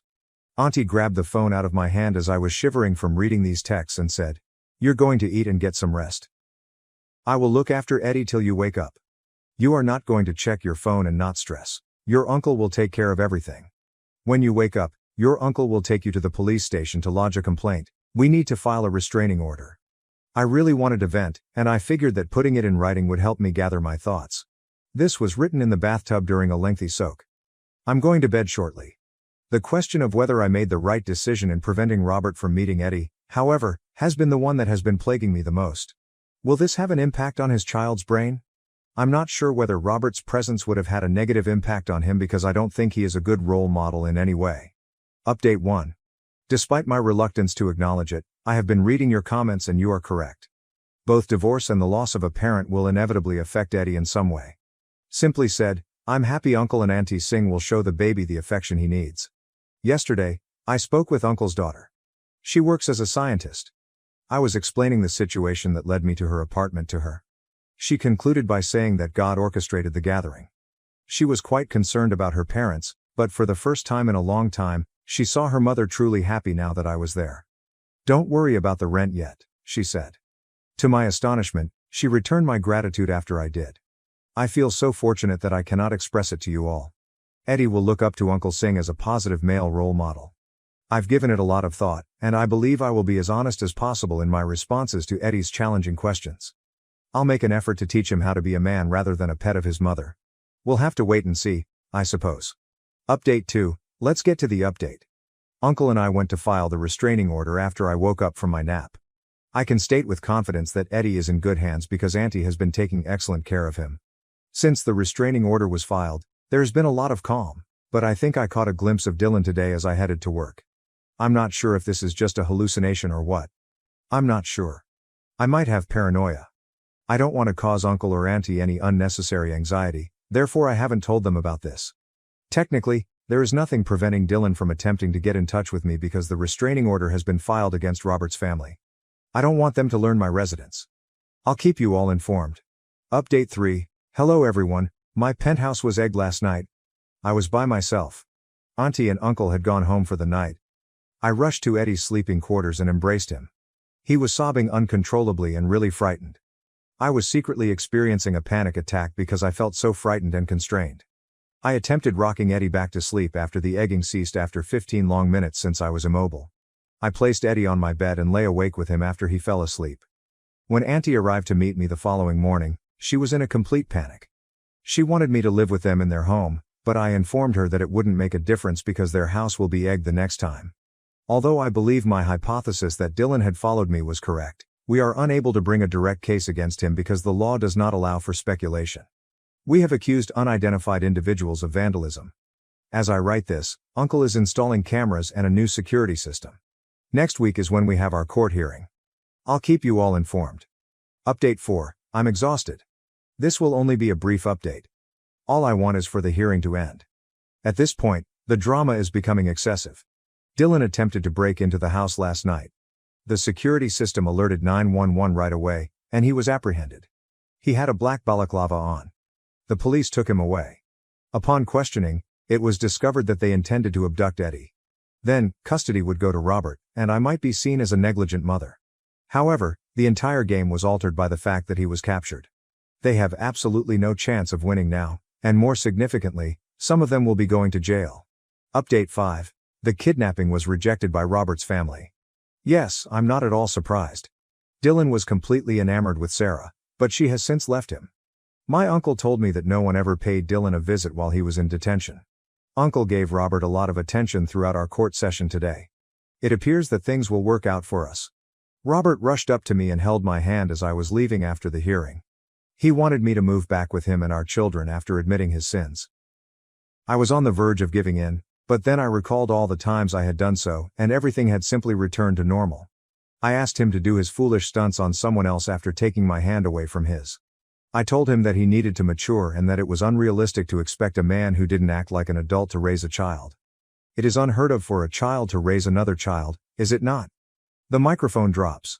Before he could say anything further, I hopped into Uncle's car and drove off. I gave myself a mental fist pump in anticipation of this incredible return. LOL. How do you all feel about my return? Wish me luck at the upcoming hearing as well. Can you guess who received Eddie's custody and the majority of the child support? Selena, your girl, is the one. Robert was granted visiting rights, that's all. I'm not going to appeal since I don't think it will be pleasant to deny my child his father. I don't want Eddie to grow up and blame my egotistical drive to win for his dad's unfamiliar appearance, even though I am positive that we would win if I did. This is exactly what I told Robert, but I added a caveat. He must never take Eddie to see his sister and grandma. I won't think twice about removing his visiting privileges if I discover anything suspicious happening behind my back. In addition to my usual career, I have secured a highly lucrative freelance position. Additionally, I am establishing a blog for new single mothers, which is becoming very popular. I already have some sponsors. I invite you to see my blog as well. I can't express how thrilled I am to be a new mother. Right now, motherhood is going nicely for me. Being Eddie's mother makes me happy. In addition, my mother has returned. She finally believes that I made the correct decision in leaving that marriage after the abduction attempt. She thanked Uncle and Auntie excessively and apologized to me. She cried as she saw her grandchild for the first time. She cursed Dylan while cradling Eddie. She expressed her disbelief that someone would genuinely attempt to harm a child in such a terrible way. For a youngster, nothing hurts more than being taken away from its mother. I wholeheartedly concur. Dylan is still on trial. Uncle claims that he will undoubtedly go to jail given the evidence against him. Sarah, meantime, is already married to a wealthy elderly man she met at a party. It seems that after just 1 week of dating, they are getting married. A friend of mine who lives close to Robert's residence is providing me with updates on their family. All the tea is going to your daughter. LOL. Oh, and I had requested that Robert vacate our home. Come on, it was a present from my family, therefore it's only right that he moves out. This week, he moved out, therefore I'm going back to my former residence. I can't even begin to express how grateful I am to the Singh family. For 2 months, I remained with them at no cost. They refused to accept my attempt to pay them rent. They only collected a month's rent in the end, claiming that this was my uncle's fee for defending me and that they would not want any more money from me. Update 6. I apologize for not responding to you all sooner. God, being a mother is a full-time job. I know, it's been 6 months. I'm grateful for my mother and aunt. When I leave for work, they alternately watch Eddie. These two ladies have been a huge assistance. After returning home and enjoying some delicious and nourishing meals, I play with Eddie till he falls asleep. Every weekend, my uncle comes to visit us, and I also got to meet his daughter, who recently moved here from Germany. She is as kind as her parents, and she spent a week with us. I asked her to be my son's godmother just before she left for Germany. She sobbed uncontrollably and gave Eddie and me hugs. Eddie's godfather is my cousin, who gave the house as a gift. He wasn't shocked when I told him what had happened over the past 6 months. He claimed that he had reservations and constantly felt immature around Robert. He apologized for not being able to support me during that time because I was unable to contact him because he was out of the country. It wouldn't have helped even if I had succeeded in doing it. Eddie has experienced a lot of firsts in the last few months. After learning to roll over, he attempted to crawl. He spoke his first word as well. He really enjoys his Bumblebee soft toy, but my mom says it's simply a random sound he made. Every month, Robert continues to provide new items. It felt incredibly weird when he came to visit us last week. The fact that the man I loved so deeply is now a stranger also kind of hurts me. But that's life, I suppose. Even though bad things happen, one must remain optimistic. I let Robert play with Eddie by himself. It was a smart move because I could do a lot of work while Robert took care of the infant. Robert had put baby Eddie to sleep before I finished all of my job. He appeared incredibly small and frail as he lay on Robert's breast. Robert was partly sleeping, and the thought of what might have happened made me very sad. According to my therapist, it's normal to feel this way and not feel bad about being sad for Robert. After gathering myself, I took a photo of the father and son. I framed that photo and gave it to Robert as a birthday present. After giving it a thorough examination, he thanked me. Being a father has, in my opinion, caused him to undergo a major transformation. I became the antagonist in my stepsister's drama, after refusing to cut my brothers out of my life, as she had demanded on her birthday. Out of my 4 siblings, I, 18F, am the youngest. Chris, 25 million, John, 27 million, and Michael, 28 million, are my 3 older brothers. My father, 53 million, and my brothers have been quite protective of me ever since our mother died when I was 8 years old.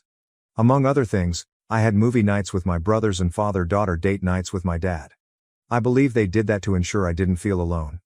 My father married Melissa, 45 degrees Fahrenheit, last year. She moved in with us along with her 18-foot-plus daughter Ashley. I always felt that I was disliked by Ashley. She would converse with my brothers and father, but never with me. She would give me a brusque response and then turn away if I attempted to speak with her.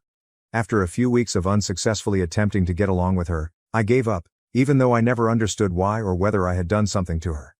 It was sufficient that we treated each other with civility. My brothers had conflicting feelings about her as well. She insisted on attending our movie nights, but even if none of us were interested, she would always insist on seeing a film she enjoyed. Additionally, she persisted in attempting to cuddle with my brothers, which made them uneasy and strange as they didn't know her well. Because he didn't enjoy how touchy she was with him, Chris actually told her to stop. I recently turned 18. It was low-key and enjoyable, and I got some amazing presents. Ashley approached me the following day and complained that it was unjust because my brother's birthday presents to me were superior to those they gave her in June of last year. Since my brothers didn't really know her, they each gave her a $200 gift card to a different store so she could purchase the things she loved. To be polite, they handed her presents. My brothers sent me a personalized planner with quotes and messages on every page, a signed copy of a whole book series I've been infatuated with, and a personalized perfume. Since they don't truly know her, I think it's reasonable that they give my gifts more thought. Ashley broke down in tears as she said, "I always get everything, and she get nothing." Then she insisted that I quit spending time with my brothers, saying that they would give her more attention if I did. She also asked me to inform them that since she was now their sister, they should treat her the same way they treated me. I assured her that I wouldn't make my brothers do anything against their will. She demanded that I call my brothers at that very moment to inform them that I would be spending less time with them and that they were to get her better presents. I declined. She must have told her friends and cousins since I've been receiving letters from them accusing me of being a pampered, self-centered child. I'm questioning myself now. Recent update. Your recommendations and counsel are much valued. In case you missed it, I alerted my father and brothers about Ashley's actions. I did mention this in the comments. According to my father, they would speak with Ashley after he spoke with Melissa. We all spoke the following day. Ashley didn't deny anything, despite what we believed. At this point, she sounded like a broken record as she simply reiterated everything she had told me. Because my boys and I were so close, my dad acknowledged that she might feel alienated, but he said it was inappropriate for her to harass me through her friends and family and demand that I spend less time with them. Melissa began to express regret for Ashley's actions. Ashley was simply struggling with the changes in her life, so she stated she hoped we could all forgive her even though she knew it was wrong. They did initially want a positive relationship with her, Michael said, but she could forget it if this was how she was going to treat me. My brothers also talked about how her being so touchy with them made them feel uneasy. When my father proposed therapy, Ashley screamed and refused. I believe my father had had enough at this point. He threatened to evict her from his home unless she resolved her problems and went to therapy. We all stopped talking after that. My dad responded in the affirmative when Melissa inquired if he was serious. He claimed to love her and care about Ashley, but he wouldn't tolerate bullying of his daughter in his own home. Ashley had a surprised expression. This must have been quite upsetting to her because she was going to attend a nearby college and stay at home to save money on rent. She began accusing me, approaching me, and even attempting to seize me. My brothers all stepped in between us right away. John told her icily that even if her father was attempting to be nice, he would not act in that way. He went on to say that he would put her in jail before she could blink if she touched me.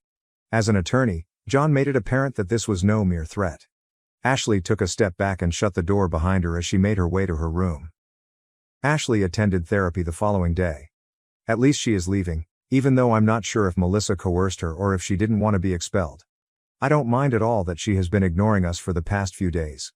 Ashley began playing the sympathy card by texting my brothers the day she began therapy. They all obstructed her. I'm doing fine, personally. Everyone kind of forgot that I'm leaving for college in a few days because of this whole situation. My father and brothers are currently behaving irrationally and like mother hens. LOL. Update 2. To put things in perspective, I am the youngest of 4 siblings, 18F. Chris, 25 million, John, 27 million, and Michael, 28 million, are my 3 brothers. When I was 8 years old, our mother died. My dad, 53 million, married Melissa, 45F last year, and she moved in with her daughter Ashley, 18F, from a previous marriage. I wrote about Ashley hysterically making me quit spending time with my brothers because she wanted them to give her more attention barely a month ago. She constantly accused me of keeping her from connecting with my brothers and blamed me for everything. We all took a seat and spoke. I went to college, and Ashley went to treatment. However, I am aware that she still hates me. The present problem: I turned 18 a little more than a month ago. I received a pair of diamond earrings from my maternal grandparents as a family treasure. My mother used to own them, but she was unable to give them to me, so my grandma kept them until I became 18. In my room, I store them in a closed drawer. Melissa and Ashley attended a wedding yesterday. Melissa posted on Facebook, so I knew. Until I noticed Ashley wearing a pair of earrings that I recognized from one of her articles, I didn't give it much thought. I knew right away that those were my earrings, even though I know it's wrong to make accusations without evidence. I notified my father and brothers over the phone before leaving for home. Melissa didn't trust me when I contacted her to explain the problem because Ashley had informed her that she had borrowed the earrings from a friend. Upon arriving home, I discovered that the earrings were gone and the drawer had been broken. We looked at the hallway security camera. I had one placed due to past incidents, and it captured Ashley entering my room and exiting a short while later. I was in a panic. Ashley received a call from my dad demanding that she return my earrings. At first, she denied everything, but when he revealed that we had video footage, she defended herself by claiming that I wasn't using them and that she had simply borrowed them. My dad was then barred by her. Melissa was also not picking up her phone. I was considering going to the wedding right away when my brothers, who were really tired of Ashley, proposed that we go to the police station and report her for stealing. At first, I was hesitant, but then I recalled that Ashley had stolen these earrings without my consent, which my mother had left for me. We displayed the security film, filed a report, and went to the station. Ashley was brought to the police station this morning to be questioned. Melissa and she remain at the station. Ashley's family has been calling and texting me to accuse me of being dramatic and embarrassing their family because a lot of the wedding guests witnessed the police officers. Update 3. I had no intention of updating after my initial post was locked, but I got a ton of messages requesting one and advising me to update my profile. Here it is. If you're still reading this, please be prepared for a lengthy read because a lot happened. Let me start by answering the question that has been on everyone's mind. I did receive my earrings back. Their current location is far safer. Second, my brother handled most of the legal technicalities, so I am not fully aware of them, but these are the specifics. The price of the earrings is high. Ashley was in a lot of trouble because my grandparents apparently got them certified and had all the paperwork. Ashley was kicking and screaming the entire time, according to my father, who was at the station. She initially insisted that she had borrowed the earrings from a friend, but the police later showed her the video proof. Furthermore, she was unable to identify the acquaintance from whom she allegedly stole them. To exacerbate the situation, she was carrying the earrings in a customized, engraved box. As my father related, Ashley reportedly attempted to flee while the authorities were speaking to her and even bit the officer who attempted to stop her. She was consequently forced to stay the night in the holding cell at the station until she made amends. Admittedly, I found this to be quite entertaining. Yes, it's wrong to make fun of other people's poor luck, but I'm just a human. My dad's wife, Melissa, expressed her deep disappointment in all of us. She acknowledged that Ashley's actions were in a gray area, but she claimed we could have waited for her to return and avoided making things more serious. She halted the call and stopped answering her phone that evening when my oldest brother asked her why she didn't want the situation to get out of hand. Despite her inability to respond, she insisted that we make considerations for family. Melissa went on to say that diamonds should be worn rather than kept in a drawer and that Ashley looked lovely in the earrings. This makes me think that she was aware Ashley had stolen my earrings from the beginning and just allowed it to happen. Unfortunately, I can't demonstrate this. Melissa and my dad are divorcing. I hope this is resolved quickly because I don't think she's receiving much because they have a prenuptial agreement. Ashley, on the other hand, has been sending me nasty messages, just her standard fare. Although I don't read the messages, I haven't blocked her. Since we all think she would try to get in touch with us again, we want to use this as proof for a restraining order against her. They have left the house as of right now. Melissa is still pleading with my dad to change his mind. Dad stated that his children must always come first and that he cannot allow a thief to live in his home. He believes that Ashley poses a threat to my brothers and me. My brothers and I have blocked Melissa after she attempted to get in touch with us. I genuinely hope that this whole situation is ending because it has turned into quite a spectacle. I hope this is my final post on this site. I sincerely appreciate all of the people who have messaged and left comments inquiring about my well-being. Thank you so much for all of the best wishes and advice, I really appreciate it. Edit. I got several replies inquiring as to whether Ashley was unaware that the hallway was being filmed. It's possible that I never informed her outright, hey, there's a security camera in here. But since they are visible and not concealed, I fail to see how anyone could confuse them for anything else. Some also questioned why the security camera was installed in the first place. Our neighborhood was the scene of several crimes a few years ago. I was frequently by myself at home at this time, from the moment I got home from school until my dad returned home from work. The house was equipped with security cameras since my father and brothers were too cautious. They were never removed. Many Reddit users messaged me after my first post, warning me to exercise caution since Ashley might try to take anything. They were correct though, so I made sure to confirm that the cameras were operational. I blocked my aunt and cousin to stop their harassment after my partner and I refused to give up our baby for adoption. I am 8 months along in my pregnancy, 24F, and ever since I told my aunt and cousin, they have been causing me problems. We already love our girl, and neither my spouse nor I intend to part with her. However, my aunt wants me to give my cousin, who has been infertile for the previous 5 years, my child. To put that in perspective, my aunt has been a motherly role to my sister and me since our mother died when we were very little. Throughout our lives, we have maintained a close relationship with our aunt and cousin, and we have made an effort to help my cousin during her infertility issues.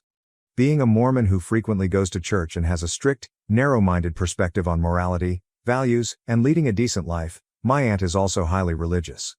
According to her, a child should have a loving, caring mother, a father who provides for them, and a solid religious foundation. My spouse feels that my child will grow up in our home confused and misinformed because we both have full-time jobs and occupations and she is not a Christian. She claims that the child won't have the right care and identity because of our differing religious beliefs. She worries that in such a setting, our child's welfare won't be given priority and that they might choose a bad, immoral route. She feels that my cousin, who works from home part-time, and her spouse are far more qualified to give my child a caring household that is infused with religion and morals.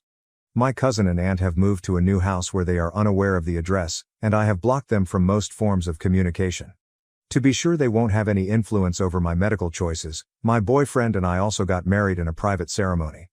My aunt has been more hostile to me than the other one. She even yelled and argued when she arrived at my former flat one day in an attempt to teach me about the circumstances. She tried to get me to meet her at a cafe close to her church so we could talk about the baby in a phony, nice voice. She persisted even after I told her that we had nothing to talk about and that I was keeping the baby. Eventually, I had to tell the apartment manager and hide in my flat. It took her around 30 minutes to leave. Additionally, my aunt has involved her religious acquaintances, who occasionally leave me angry voicemails and texts. In contrast, my cousin has been more reserved around me, but she is dealing with trauma and despair following the preterm labor that resulted in the death of her baby daughter at 30 weeks of pregnancy. She has been participating in motherhood-related forums and commenting frequently on social media. Rumor has it, though, that she has been attempting to conceive through these groups and has been expelled from numerous of them as a result of her actions. She has been accused of pressuring widows and young moms for their children, which has devastated her. My cousin, who sees my baby girl as a replacement for her late child, is reportedly waiting for me to give birth because she is yearning for a child to fix her family. My aunt and cousin both seem to think that I will eventually give up my child because I will become overburdened with parental duties. They believe that I will allow my cousin to be adopted by her husband. My aunt maintains that I may have another child in the future and claims that since we are family, delivering my kid to my cousin shouldn't be as difficult as it may be. She thinks that since I'm still young and intend to go to graduate school after working for a time, this should be a simple decision. It seems like my cousin wants to get back in touch with me like we did before I became pregnant. But I'm not going to talk to her again until after I give birth. This is to assess her emotional state and avoid adding to my pregnant stress. Growing up, I liked her more than my aunt and had always been there for her during her infertility ordeal. However, her recent actions and thoughts have startled me and caused me to worry about my safety. Since we got married in secret this year, my partner and I are organizing a large wedding celebration for next year. I'm not sure if my aunt or cousin would be able to make it or be invited. Aside from people who are close to my aunt and cousin, I currently get a lot of support from both sides of my family. In a year though, I'm not sure if that support will still be there or how my relationship with my aunt and cousin will change. I have missed a few family occasions that I knew they would be at, but I don't want to permanently miss out on pleasant times and family get-togethers. After my baby is born, I'm not sure how things will work out with my aunt and cousin and what problems might result from this circumstance. I was raised in a culture that viewed starting a family and having children as a reward for leading a morally upright life. Even if you were truly having difficulties, you were rarely given judgment-free assistance and were frequently harshly criticized for any perceived flaws. Adoptions were a big part of my church's work, and I think they still are. The birth mothers were frequently young, unmarried, single, or in some other way viewed as ungodly. If birth moms decided to raise their children, the church would intimidate and stress them regarding their future and the fate of their offspring. These infants were frequently given to Mormon couples who were unable to conceive or who wished to look altruistic by saving an innocent child and providing the biological mother with an opportunity to fix her life and lead a fulfilling life. I am now extremely cautious of this practice since it terrifies me. First adoption update. My aunt and cousin, who are also active members, and I spoke with the local church head about the matter.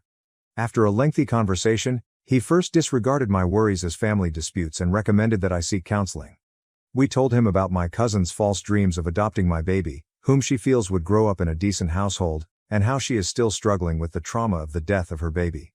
We also informed him of the serious disruption and stress my aunt has been inflicting by feeding into these hopes and nagging me on her behalf.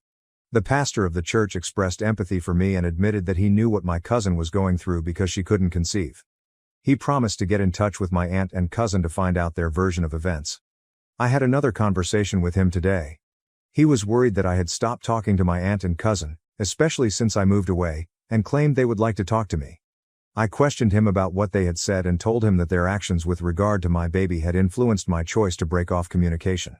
He said that because of her health, my cousin's IVF treatments are unlikely to be successful, therefore she had talked to a church therapist and was considering adoption as a way to have a family. Despite what my cousin had been thinking, I made it clear to him that I was not giving up my kid. After stating that he understood, he started to inquire about my personal situation. He then recommended that we seek therapy services and made another attempt to arrange a meeting between us and my aunt and cousin. I informed him that just now, I didn't feel comfortable with that. He suggested that I at least give my cousin a call once, and if I was too afraid to do it myself, he would meet with my aunt on Sunday. That was the end of our call. In the upcoming days, I'll update this site with his comments. Change. Since I don't want to make a completely new post for it, I will also change this one to make updates easier to discover. Edit. I don't like his response, and I don't like the pressure he's giving me to get back in touch with my aunt and cousin. Even though he claims to understand my worries, I think he is being condescending and attempting to pressure us to settle our differences too soon. Since he has religious authority and influence over my aunt and cousin, my boyfriend and I first decided it would be worthwhile to try to get in touch with him. When we speak on the phone again, I'll listen to his response and figure out how to get him to give my concerns more weight. To be clear, I didn't give him any personal information, and I don't have any intentions to see my aunt and cousin in person. We do not reside in Utah, and we have already gotten in touch with legal assistance. Update 2, I made the decision to message and unblock my cousin. I informed her that there would be no discussion about my partner and I keeping our child. I made it plain that I don't feel comfortable with her, her husband, or my aunt being part in my child's life and urged her to get good therapy if she hasn't already. She still hasn't replied. No matter what she says, she will no longer be involved in my child's life, and our connection will not be the same as it was. Third update. The birth of my kid and other endeavors while I heal and take care of her have kept me quite busy over the past 3 months. I hadn't had a chance to update until now, despite logging on to Reddit a few times. My baby is almost 4 months old, and I am currently 25. Time goes by so quickly. She is doing great and makes us very happy. She is maturing so quickly, and I enjoy taking walks with her. I have begun my job search and intend to return to work shortly. I appreciate all of your best wishes and concerns. I hope the Thanksgiving holiday season is going well for everyone. Here is the long-awaited update regarding my cousin and aunt. My aunt and cousin have been quiet since my last update. My aunt contacted me in August using a different phone after my cousin failed to reply to my SMS. She inquired about my health and whether I had given birth yet. She expressed concern for my babies and my well-being during our brief conversation because I had cut off a lot of contact with my family and quit my work. My aunt told me that they had been attempting to adopt a child through their church ties but had not yet been successful, most likely because they had only recently begun the process, when I inquired about my cousin. My aunt said that my cousin's husband's past would be an issue when I questioned if they had spoken with a legitimate adoption agency. My aunt went on to talk about how the white birth rate is declining and how people are purposefully avoiding motherhood, something I was unaware of. Then she became upset, bringing up irrelevant subjects like 9th-month abortions, and asked if I still wanted the baby. She is a staunch pro-lifer. I told her again that I really wanted to keep my child. She went on to discuss how my cousin, who was in her early 30s, was growing older and how her nest was still empty. My aunt wanted me to at least share the joy by letting my cousin spend time with and be a part of my daughter's life. I informed her that because of their previous actions, this would not be feasible. I was afraid my cousin would attempt to play the part of a mother and let her illusions to take over once more. I refused to accept my aunt's insistence that my cousin was attempting to better herself and had received church therapy. She went on to ask if I knew of any resources or people who might be interested in adopting a child. I informed her that I didn't and suggested that my cousin and her spouse exercise caution and patience while they prepare to become parents. Given that everyone around them is hitting motherhood milestones, my aunt stressed how crucial it was for my cousin and her husband to have children, not just because they deserve them, but also for their reputation. She pushed me on when I might have my next child and changed the topic to my future family plans. After this surprise pregnancy, my aunt informed me that family planning was crucial and asked if she and my cousin might be involved the next time. I became weary of the talk as the call continued and her typical behavior became more noticeable. Thank goodness, she ended the call before me because she had an event to attend. I like that my sister is there to inform me of any updates pertaining to my former church as well as what's going on with my aunt, cousin, and other family issues.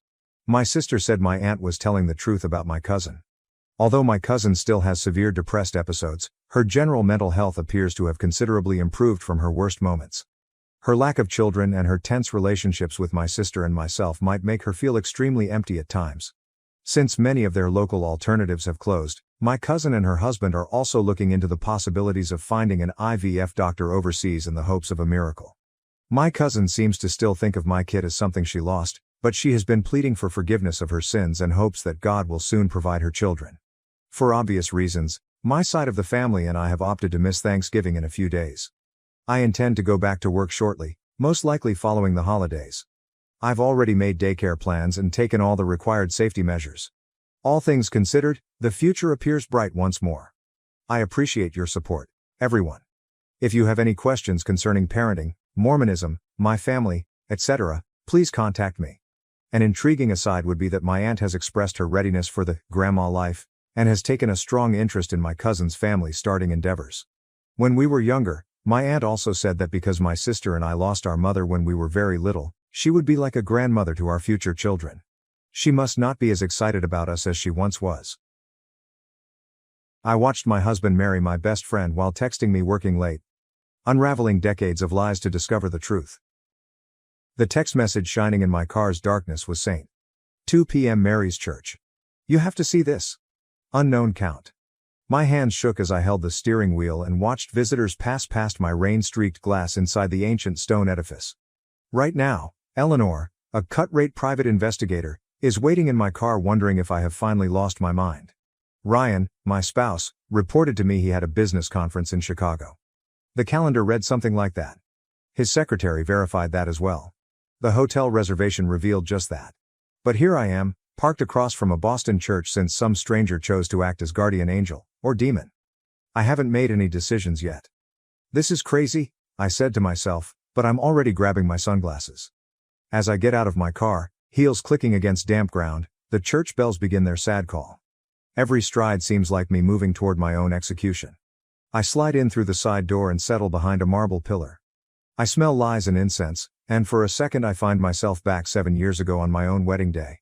Same church, different dreams. My heart stops when the organ begins to play. He is because there he is. Ryan's.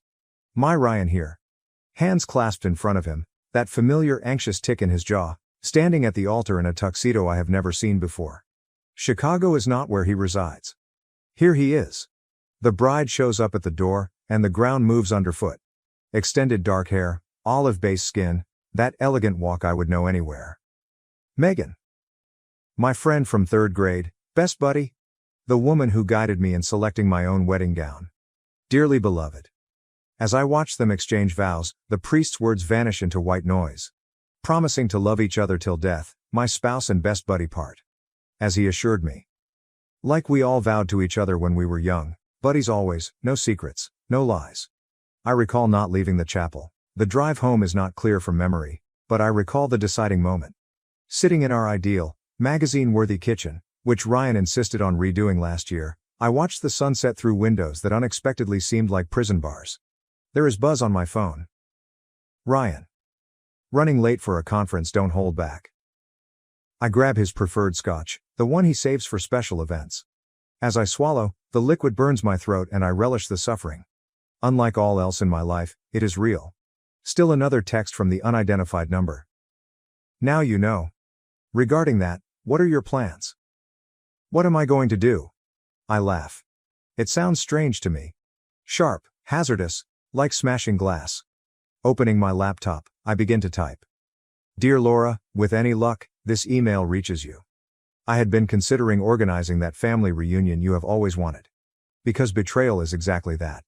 It's about the complex dance of falsehoods that preceded it, not only about the deed itself. The deftly created alibis. The grins that have been taught. The little touches that were meaningless. And Ryan, my lovely, beautiful Ryan, has always danced rather well. But thus have I as well.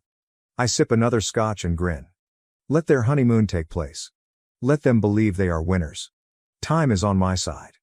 And I possess something higher than their adoration. I possess their faith. The sun sets totally, darkening me. For the first time today though, I can see everything clearly. Each page of the old photo album seems weighty on my lap, memories I no longer trust weighing me. Ryan, Megan, and I at 16 are spread out on my parents' yard. Ryan's arm circles both of us as we chuckle at some old joke. Like everything else about that summer, the corners of the picture show where. Ryan from downstairs phones, I ordered Chinese. His footfalls each make my skin crawl in our residence. 3 days after his second wedding, he has been home behaving as though nothing had changed. That he did not simply destroy all we had created. As he walks into our bedroom with 2 plates of food I won't eat, I close the album.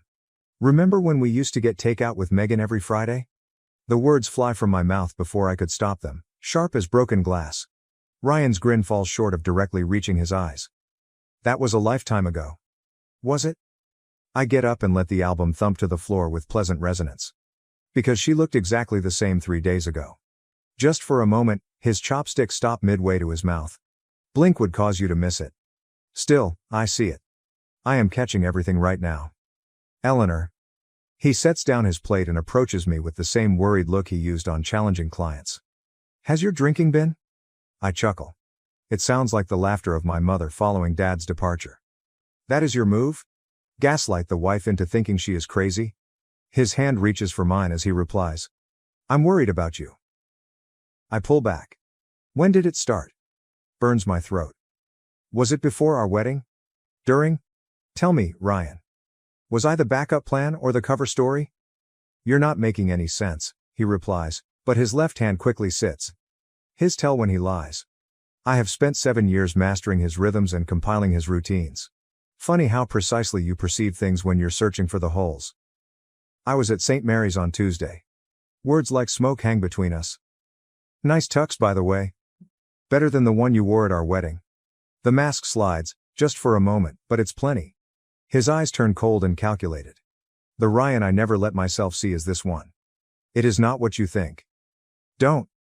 My voice is not trembling. I take great satisfaction in that. Don't offend me with excuses. I watched you marry my best friend while I was supposed to be your loving wife at home. What exactly should I think? Another clue as he rubs his hands through his hair. It's complicated, you don't grasp some of it. Like what? The joint bank accounts you opened? The property you bought together? Alternatively, maybe the fact your mother knew the whole time? That renders him unable. How could you? I go to the drawer and pull out the stack of papers I have gathered over the past 3 days. I am not the moron you believe me to be. You should really use better passwords than our anniversary date, though I guess that's meaningless now. Eleanor, please? He grabs for the docs. I control them. We can work this out, I will explain everything. Like you explained your business trip to Chicago? I laid the papers, bank statements, property titles, emails, on the bed. Or should we talk about the trust fund Laura established for your children with Megan? His face turns white. You had no right, said. I had every right. Raw and primitive, the scream tears from my throat. I am your wife. I was your friend. We grew up together. All 3 of us, and you. I pause, breathing hard. He is looking at me as though he has never seen me before. Perhaps he never did? Perhaps I never really seen myself either. Get out. Right now, my voice is solid, definite. Likewise is true with my residence. Not now. One last document I retain is a power of attorney signed last year when he was too busy managing our estate plan. You ought to really read what you sign, Ryan. Now get out before I call Michael and have him escort you out. He bolts. Not out of fear, but rather because he understands this is a starting point. For that he knows me sufficiently. From the floor, I grab the photo album and use my finger to follow our younger faces. We seem to be naive and rather joyful. Such outstanding liars, every one of us. The cafe Megan and I used to keep secrets in seems smaller now. Perhaps that is the weight of what I am about to undertake. Alternatively, maybe everything from my past is diminishing and losing relevance with every fresh betrayal I come across. Still sporting the twin of her wedding band, Megan glides into the seat across from me. Seeing it tastes like acid in my coffee. She adds, her fingers tensely stroking the rim of her unethered latte. I didn't think you would come. Funny. I didn't you'd marry my husband. The words come out softer than I intended, which somehow makes them cut deeper. She stumbles. Eleanor. I slide the bank statements across the table like cards in a rigged game. Did you know about the trust fund? The one Laura configured for next generations? Her face loses hue, not from remorse but from wrath. Quite interesting. What trust fund? That is indeed surprising now. Her hands quivering slightly, I watch her go over the papers. $3 million, I say. Set aside for the grandchildren Laura always wanted. Guess I was not producing them fast enough. This can't be right. Megan pulls the contaminated-looking papers away. Ryan said the marriage was only a formality for his inheritance. He said. I chuckle and it sounds like shattered glass. That he loved you, Megan? That I was cold, distant, career-obsessed? That's exactly what he told his mother about me last month. She stares fiercely. How come you aware of that? Because I have spent the last week learning just how completely my husband, our husband, has been playing us both. The waiter walks over, but we both wave him away without looking up. There is more, I said, pulling out my phone. Want to hear Ryan talking about property investments with Laura? The ones using your family's real estate contacts? Megan's voice falters as my family's? Ryan knew well before he ever asked her out that her mother, Grace, runs one of the biggest real estate companies in Boston. Did you ever wonder why he chose us? Asks the question hanging between us like fog. The two best friends who'd never bet each other. The perfect cover story. Stop. Megan gets up fast and her chair scrapes the floor. I understand you trying to hurt me since I hurt you. I deserve it, but... Sit down. My voice never changes. The best portion hasn't yet been heard. She sits, more from shock at my voice than from compliance. Remember that summer internship Ryan helped you get at Grace's firm? The one that convinced your mother he was such a wonderful guy? I slipped one more document across the table. Look at the date on that property transfer. Her hands shake as she reads. This is the signature of my mother, but she would never sell her prime investment property for half its worth. She had no idea she did. Check the signatures of the witnesses. Megan recognizes her own handwriting and crumples her face. I was just notarizing documents. Ryan said it was practice for my license, while I was planning our wedding. You were unintentionally helping him steal from your own mother. The truth tastes terrible on my mouth. He played us both, Megan. The only difference was that I worked it out before he could take everything. For the first time since she sat down, she glances up at me, very definitely stares at me. What are you going to do? I get to stand and gather the paperwork. Invalid question. The actual one is, what are we going to do? We? I draw one last item, a USB disk with what I have found, and say, you have two choices. Keep playing his game and lose everything, or help me take him down. Your mother's company, my savings, Laura's reputation. He's built his entire plan on the presumption that we would never compare notes. Megan fixes her eyes on the drive as though it could bite. If this gets out, everything burns. I run my palm over hers and feel the matching wedding band. But we will be the ones holding the matches this time. She tightens her fingers over the disc, and I catch a flash of the buddy I used to know. Fierce, devoted, relentless when crossed. When should we begin? I smile and it feels true for the first time in weeks. Our already have. From the kitchen counter, 3 empty wine bottles mock me. Not my typical poison, but tonight is not usual. Ryan's workplace papers are scattered around our dining room table, our wedding present from Laura, like bits of a jigsaw I never wanted to solve. Another Ryan message on my phone brightens it. Please let us discuss this sensibly. Logical. Like the method he erected this palace of lies? Like the deliberate accuracy with which he decided on his marks? Once more buzzing is the phone. Megan, this one time. Grace is inquiring, we must get going more quickly. I turn it off, but my hands continue to shingle. The scope of what we intend at last strikes me. This goes beyond simply calling attention to Ryan now. We are discussing ruining families, names, life. The doorbell sounds. I wonder momentarily about ignoring it. Then, though, I hear the key in the lock. Ryan is the only person with that key except one other. Michael walks into the dining room and absorbs the anarchy. Jesus, Eli? When's the last time you slept? I faintly point at the papers. Did you know Ryan's father committed himself? Michael goes still. What? I pull out the newspaper clipping I discovered hidden in Laura's bank records 10 years ago, right after Ryan graduated law school. Officially, it was a hunting accident. Unofficially, I push forward a stack of bank records. He found Laura and Ryan had been embezzling years from his company. Christ. Michael settles onto a chair. Does everyone else know? Just the person who has been sending me anonymous tips. I tap the table burner phone. They sent me this today. I slipped over duplicates of William Mitchell's suicide note. He tried to expose them, Michael. He tried to stop them, and they... My voice failures.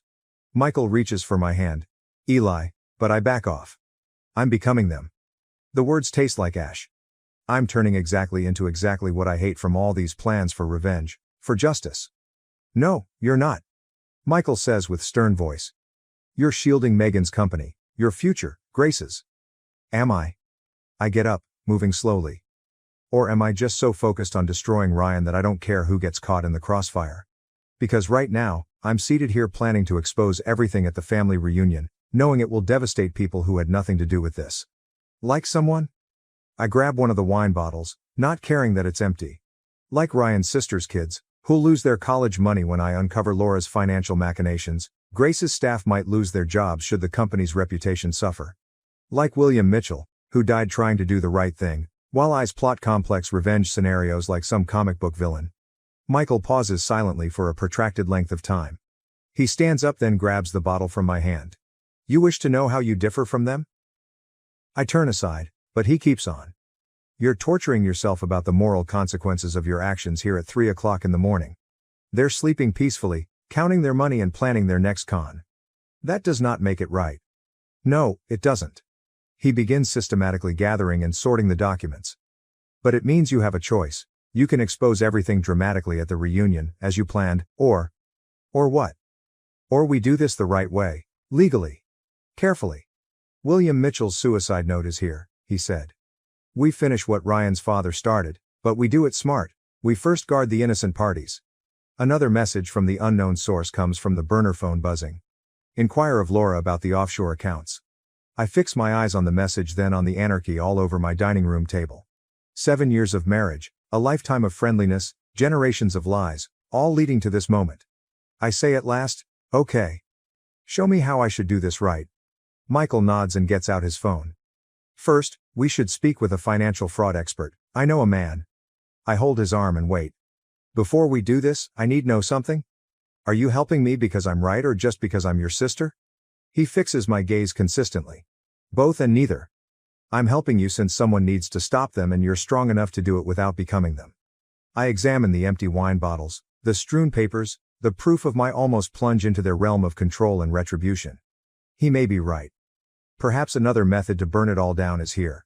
Michael's friend, a lawyer, keeps chatting, but I fixed on the one single sheet of paper in front of me, a name list. Mainly children. Trustees of which our scheme would fall apart if we carried on. The offshore accounts are just the beginning, James Harrison continues, distributing more papers over his mahogany desk. Laura Mitchell's financial web runs at least 3 generations of both families. How many people would be affected? My voice sounds far even to myself. Directly, roughly 30, indirectly. He shrugs. We're talking about tearing down a decades-long program. The knock-on effects might affect hundreds. Michael forward leans. But we can prove the fraud readily.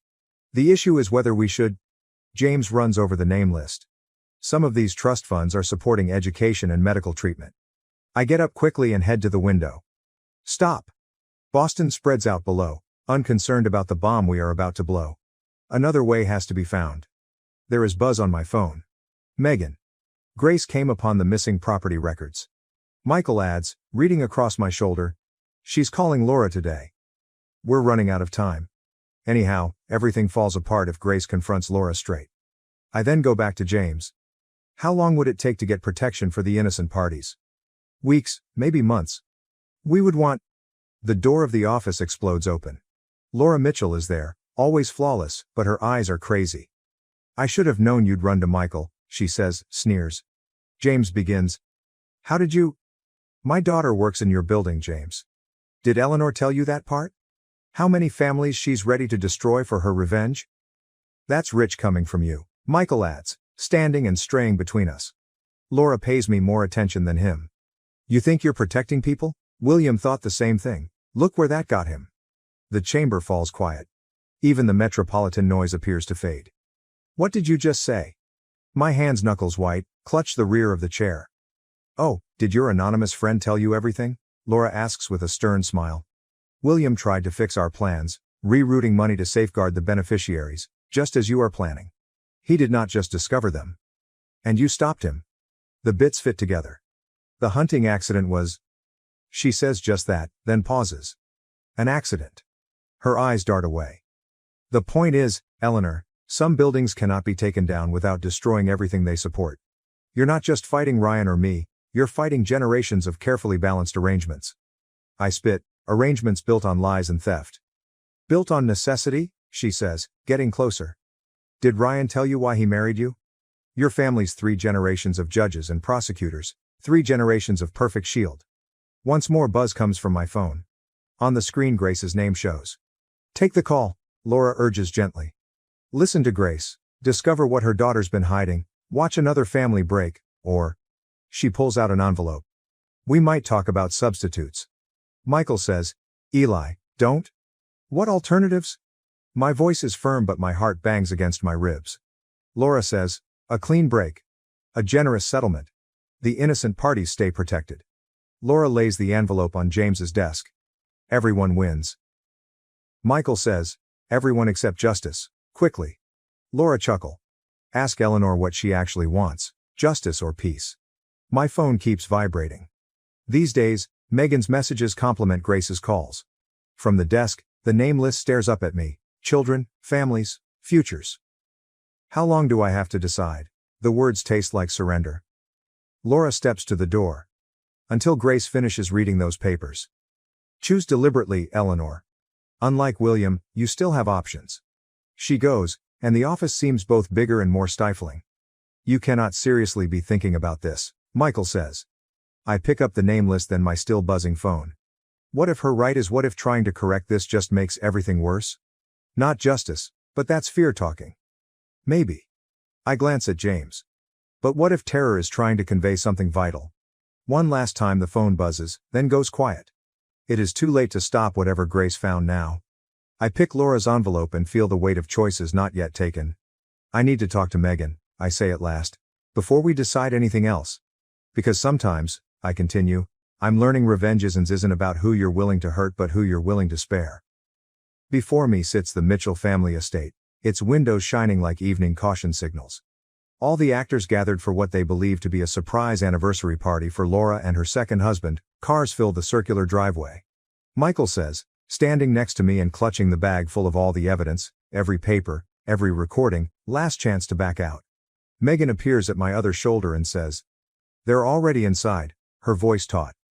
Grace is with them, Ryan is watching the door like a hawk. I change my black dress, funeral suitable, though they are not yet aware of it. Did you check the exits? James has people stationed at every door, Michael says, glancing at his watch. No one leaves until everything's disclosed once you start. Laura's envelope weighs against my ribs, nestled into my garment. Her offer of silence, of protection for the innocent, weighs against me. Still not opened. Still conceivable.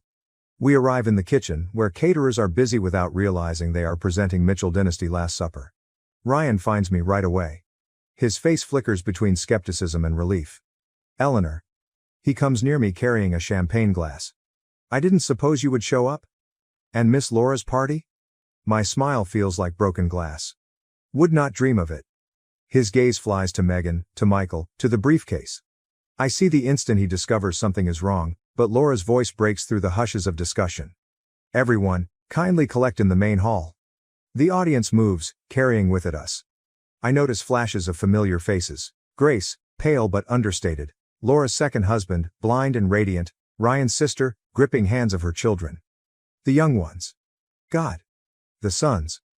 Laura pulls out her glass. Thanks all for showing up to... Actually, I forward, my voice carrying across the unexpected silence. I'd like to say something first. Ryan comes toward me, but Michael blocks his way. Megan takes a seat close to Grace. Laura says, Eleanor, her voice low, give great thought to what you are doing. I open the still sealed envelope she handed me. I have thought about it. For weeks, I've thought about nothing else. I turn to face the room. About justice and protection. About who deserves the truth and who deserves mercies. Eli, Ryan's voice now clearly reflects actual terror. Whatever you think you know. I know everything. I open the briefcase but, not yet, I do not remove the papers. About William's death? About the trust funds? About your 2 marriages, Laura's schemes, Laura's lies to keep this house of cards standing. The space comes alive in whispers. Grace marches onward, her face ashen. Megan, Grace replies with shaky voice. I apologize. Mom. Megan's voice breaks. I knew nothing, not until Eleanor showed me. Clutching her children tighter, Ryan's sister asks, showed you what? What are you doing? I look at the kids. Their innocent futures waiting on my next words, their perplexed faces. The envelope from Laura sears on my flesh. The truth, I say quietly, is that I came here tonight to destroy everything. To expose decades of fraud and manipulation. To get justice for everyone who's been hurt by the Mitchell family's lies. I get the first paper, William's actual suicide note. Laura moves rather silently. But standing here, looking at all of you, I glance back at Ryan. I understand something worse than being misled. Something worse than being deceived. Michael says, Eleanor, his voice tight. But I continue. The very thing you're fighting against is becoming. I touch it to Laura's envelope. The paper catches fast and I drop it into the briefcase. I find a match in my handbag. No. Michael jumps forward, but it's too late. Years of careful investigation burning to ash. With it burns my opportunity at justice, at revenge, at everything I thought I wanted. Since at times the best retribution is redemption rather than destruction. Laura sits across from me on the marble island, both of us wet from the sprinklers, watching cops cart away boxes of evidence. The actual evidence, not the decoy files I burned, painted Laura's perfect kitchen in alternating red and blue. Copies, I answer softly. Everything in that briefcase? Merely copies. The originals arrived at the FBI 1 hour ago. Her immaculate nails pound against her coffee cup. You chose this moment on purpose. The party here. Family gathering. Like father, like daughter-in-law. I slide William's real suicide note across the desk. He planned to disclose everything at your anniversary party too, didn't he? Prior to the hunting mishap. The drumming stops. Michael is watching with grim enjoyment through the glass, Ryan being guided to a police car. Laura's voice quivering. You don't understand what you've done, she continues. Those trust funds were being protected. Pulling out my phone, I show her the court orders. Every innocent beneficiary has been lawfully detached from the false accounts. The kids will hang on to their college money. The treatment keeps on medical level. I sense actual dread in her eyes for the first time. How? Much is leaning closer, I add. I had 3 weeks after you presented me the envelope. 3 weeks where you felt you would win. Did you truly believe I was doing nothing for that period? Much we hear activity at the door. Grace walks in, followed by federal officers. Her eyes connect with Laura's. Grace states, simply, you killed William when he tried to protect my daughter from your schemes. Laura stands so fast that her chair falls over. That's absurd. Much as I interrupted, William was going to expose how you used Megan to access Grace's company records, then, how you manipulated Ryan into marrying us both to maintain your financial facade. Everything I accomplished served this family only, Laura tears. Megan answers, looking at the doorway, tear-stained but steady. No. Everything you did was for yourself. And today we all know the reason. Laura goes somewhat motionless as I slide one final document across the counter. An old picture. William wasn't merely aiming to reveal the hoax, was he? I inquire, seeing her expression crumple. He found something else. About the true father of Ryan. About why you so sorely needed the connections of the Carter family. Mom? Mom, what's happening? Ryan's voice calls from outside. Laura leaps for the picture, but Grace is faster. Her shriek resounds in the abruptly quiet kitchen.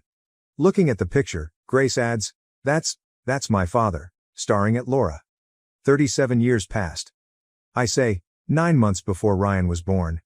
The truth hangs between us like smoke, decades of control, all to conceal one desperate affair, thereby preserving the Mitchell family's pristine image. You destroyed everything? Laura says quietly. No. I stand, compiling the last of the papers. You lost everything the moment you chose lies above love. William fought to save all of us and today at last he has. What precisely do you mean? Much one last time I grab my phone and show her the message chain. From an unidentified number, from a dead man, scheduled emails, planned to arrive years after his death. I meet her eyes. William knew he might not survive trying to expose the truth, so he left breadcrumbs for whoever was brave enough to follow them. I wasn't first victim, Laura. However, I am your last. Ryan is watching via the glass, finally seeing dawning on his face as Grace hands him the picture as the cops walk to escort her out. Was it worth it? Laura wonders as they lead her away. Burnishing everything to save a dead man's honor. Of Megan and Grace, now free from manipulation, of William, who passed away trying to protect us all, I consider the children above, their futures now safe. I add gently. Some things are worth burning for. Michael squeezes my shoulder as the sun rises over the Mitchell estate, casting everything in gold. Beside me, sirens fade. You okay? 30 years of lies collapsing in Laura's path, I see her go into a police cruiser. No, I say honestly. But I will be. Sometimes the truth simply tells you who you really are. Sometimes it doesn't set you free. Ryan's last box from his study remains unopened on my kitchen counter. Autumn leaves abound in my backyard, where 3 children previously swore to be friends forever through the window. Megan says, Grace wants to meet both of us. My phone buzzes. Laura and Ryan, both convicted, ended the trial yesterday. The headlines claim justice. The society pages labeled it scandal. Neither fairly portrayed the facts. Expecting more evidence, more secrets, I raised the top from the box only to see an ancient video camera, the kind we used summer before college, when everything seemed possible. Megan stands there, appearing smaller somehow, more like the girl I used to know than the lady who helped sort everything. The doorbell rings. Holding out an identical camera, she adds, "I found my too, from Mom's attic." Both of us set them on the counter. These relics of who we used to be neither of us reaches to switch on.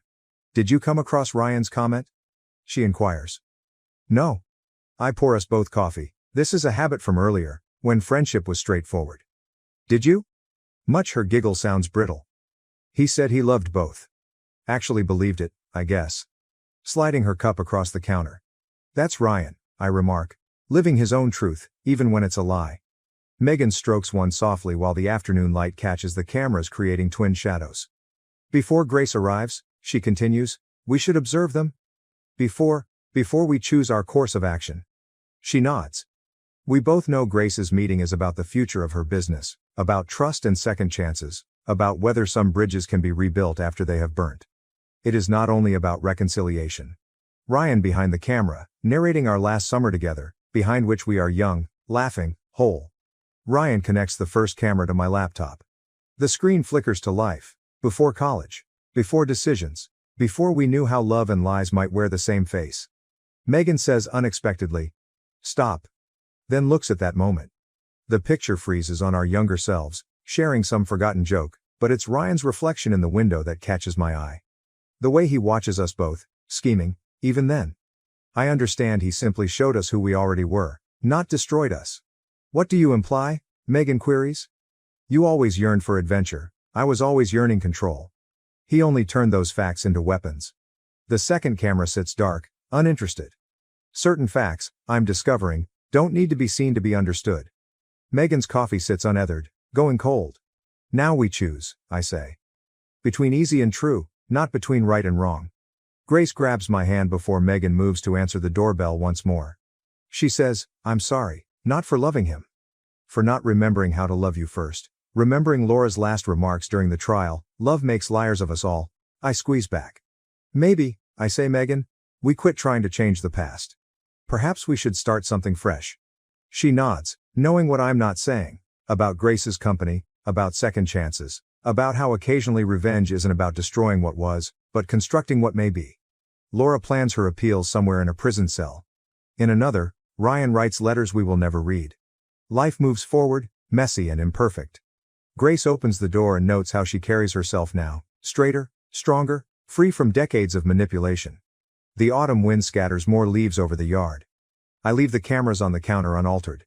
Certain memories are better lived than remembered. Some facts are not revisited necessary. Megan and I glance at one another, remembering other documents, other plans, other decisions as Grace piles papers across my kitchen table. Plans for rebuilding, for forward movement, prepare? Grace questions. Of Laura, creating barriers to hide truths never worth preserving. Of William, planting truth bombs to detonate years after his death. Of Ryan, loving so fiercely he forgot how to love honestly. Indeed, I say, and I mean it. Sometimes the best kind of retribution is one in which one gains freedom rather than exacting revenge. After my husband demanded a DNA test in the delivery room, I uncovered lies and betrayal. But this fight is far from over. Though it's nothing compared to the words that just left my husband's mouth, the agony slices over me like a serrated razor. Still gathering my breath, sweat-soaked and shaking, Adam approaches with his expensive suit flawlessly pressed despite the 12 hours we have spent in this delivery room. "I would like a DNA test," he states. Like he is ordering coffee, his voice is flat and emotionless, not challenging the paternity of our newborn daughter. Her hands still caressing our infant, the nurse freezes. "My child." The space seems to get smaller, and the beeping monitors feel overly loud and invasive. From his charts, Dr. Collins glances up with a worn-out face wrinkling with concern. "Adam, what are you talking about?" My voice seems alien, far off, as though it belongs to someone else. He is not here for me. Rather, he calculates coldly at our daughter. 7 pounds, 4 ounces of perfection. "You heard me, McKenna. I want evidence she is mine. The charge hovers in the atmosphere like poison gas. 12 years of marriage cut down to this instant. I want to shout, toss something, make him feel even a little of the suffering shooting across my chest. I smile instead. Raw and bitter, it sounds terrible. Get out, I urged. It tastes like metal in my mouth, the words. Walk out before I call security. Mrs. Harrison, says Dr. Collins, then Adam cuts him off. He pulls out his phone and fingers are racing across the screen. I have every right to be here. And every right to demand this test. My attorney notes. Your lawyer, I say, then, you've been chatting to your lawyer while I was in labor? The only indication he is even capable of shame nowadays is a small flush up his neck. For weeks, I have been getting ready for this. Months. The name comes back to me. My husband was laying this ambush as I was choosing nursery colors and folded small onesies. It strikes me physically like a punch. Between us, bless her, the nurse steps. Sir, maybe we ought to carry on this outside? No. I ignore my aching body's objections and try to sit up straight. Let him stay. Let him monitor the test. Let him see exactly how wrong he is. Adam's countenance doesn't change, but something flickers in his eyes. Disappointment? Release. I am not able to tell anymore. Every micro-expression, every cue was known to me. My hubby started to be a stranger when? I'll arrange it right away, Dr. Collins responds, his tone precisely neutral. Though I must say, in my 30 years of practice. Just do it, Adam says quickly. He straightens his tie, a nervous habit I once thought charming. The sooner we know the truth, the better. Truth. As if he knows what that word denotes these days. Unaware of the tempest building around our daughter, my daughter, I gaze down at her sleeping blissfully in the bassinet. Like mine, her small fingers are twisted into fists. Her dark hair already shows curl. Fine, I answer, my voice calm in spite of handshaking. Do the test, but do not expect forgiveness if it shows what I already know. The buzz on Adam's phone is constant. He looks at it and briefly his mask falls. Fear, guilt. He's rushing for the door before I can digest it. Not turning around. I'll be back tomorrow, he says. My lawyer will get in touch on the plans. The door clicks closed behind him, and I can suddenly start to breathe once again. Dr. Collins lightly runs her hand over my shoulder. McKenna, I'm really apologies. Don't. I grab my phone and my fingertips find Sam's number already. My cousin will act knowing what to do. He routinely does. Just bring me the test paperwork, and Dr. Collins, make sure it's witnessed at every step. He nods, knowing dawn breaking across his eyes. Of course. I once more study my kid, learning every flaw on her face by memory. Whatever game Adam is playing, whatever falsehoods he is telling himself, one thing is clear, he has no idea what he has just started. 3 days in the hospital has made Sam's flat seem like a haven. Tara runs about the kitchen making tea while I drop into his worn-out leather couch and cradle Emma. Coffee grinds and the familiar aroma of old books help me relax, yet my hands will not stop shaking. Seeing Sam pace, I say, he's changed all the locks. Changed the security codes too. 12 years of marriage, and he locks me out like I'm sort of a criminal. Sam pauses. His journalist's notebook is already full of scrawled notes. Think back carefully. Exactly when did things start changing with Adam? The question strikes like a gut-reversing punch. I close my eyes and search for the instant my marriage started to fall apart. Said it was a major merger, the Preston Tech deal, maybe 4 months ago. He started working late and missed doctor's appointments. Tara puts down a mug of chamomile tea, looking disturbed. That closed months back. I search sharply. How can you find that out? Tara says, because my sister works in their PR department, glancing at Sam. The deal fell through in March. March. When Adam began returning home with designer new suits. When the enigmatic corporate travel started. When he completely stopped caressing me. Sam taps his pen against the pad and says, here's what doesn't add up. Why wait until the infant is born to demand a DNA test? Why not do it during pregnancy? Tara whispers softly. Because he needed a scene. He wanted witnesses. Like freezing water, the insight comes to me. He is laying evidence against me. Emma stirs in my arms. I automatically change her blanket. Her small face is so calm and trusting, exactly like I used to be. There's something else, Sam replies, pausing. I gave some calls. Adam's been meeting divorce lawyers since January. January? My stomach drops. When I first told him I was pregnant, when he hugged and said everything was perfect, I caught myself, glancing down at Emma. That son of a... Why go with the pregnancy if he was planning this all along? Because of the Harrison family trust, Tara explains. Your father-in-law's will had particular heirs requirements, didn't it? The bits begin to line up. My voice sounds empty even to my own ears. The trust only pays out if there are legitimate children.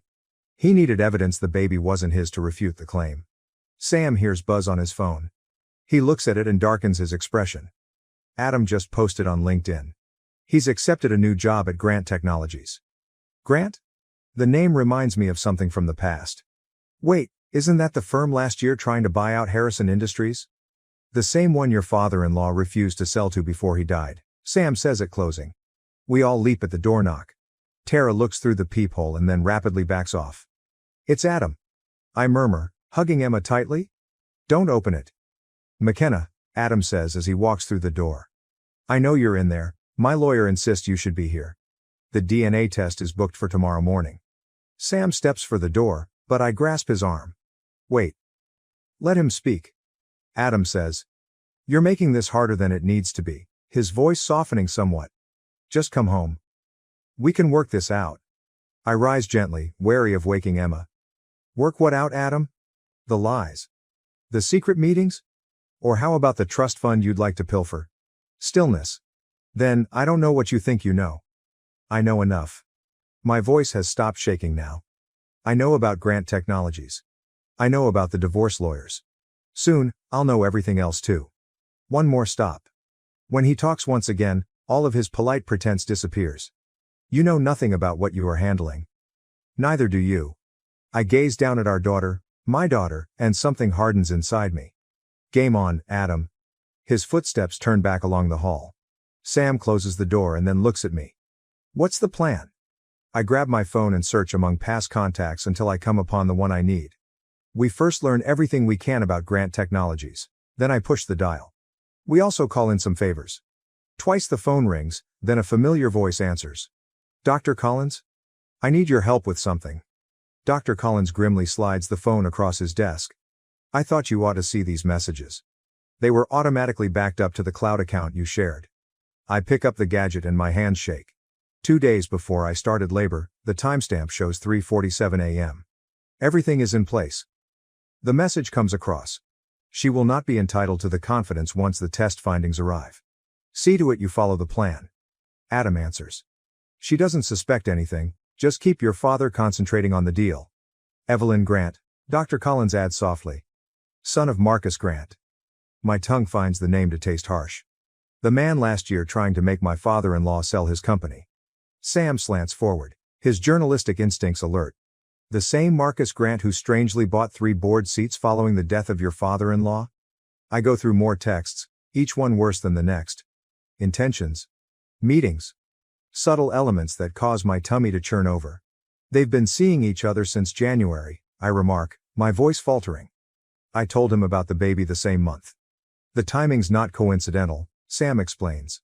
Grant Technologies declared their hostile takeover bid last week. With Adam's help, they will have controlling interest in Harrison Industries, unless there is a legitimate heir. The parts fit one another. That's why he needs the DNA test. To show Emma isn't his.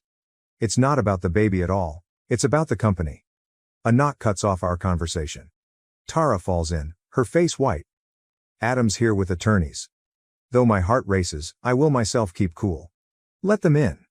Adam arrives like he owns the place, accompanied by 2 suits possibly costing more than my annual pay.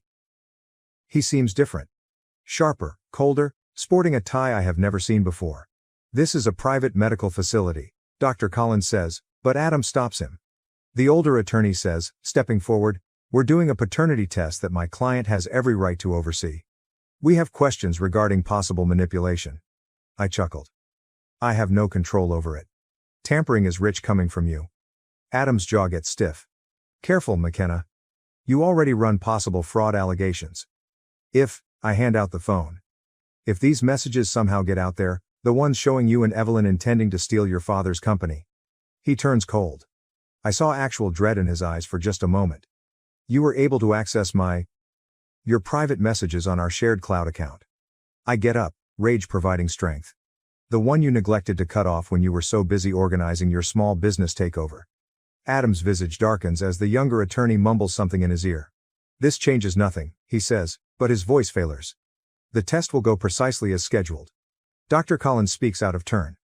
Under my supervision, with witnesses present, unless you would want to explain to the board why you are colluding with Grant Technologies while serving as Harrison Industries CFO.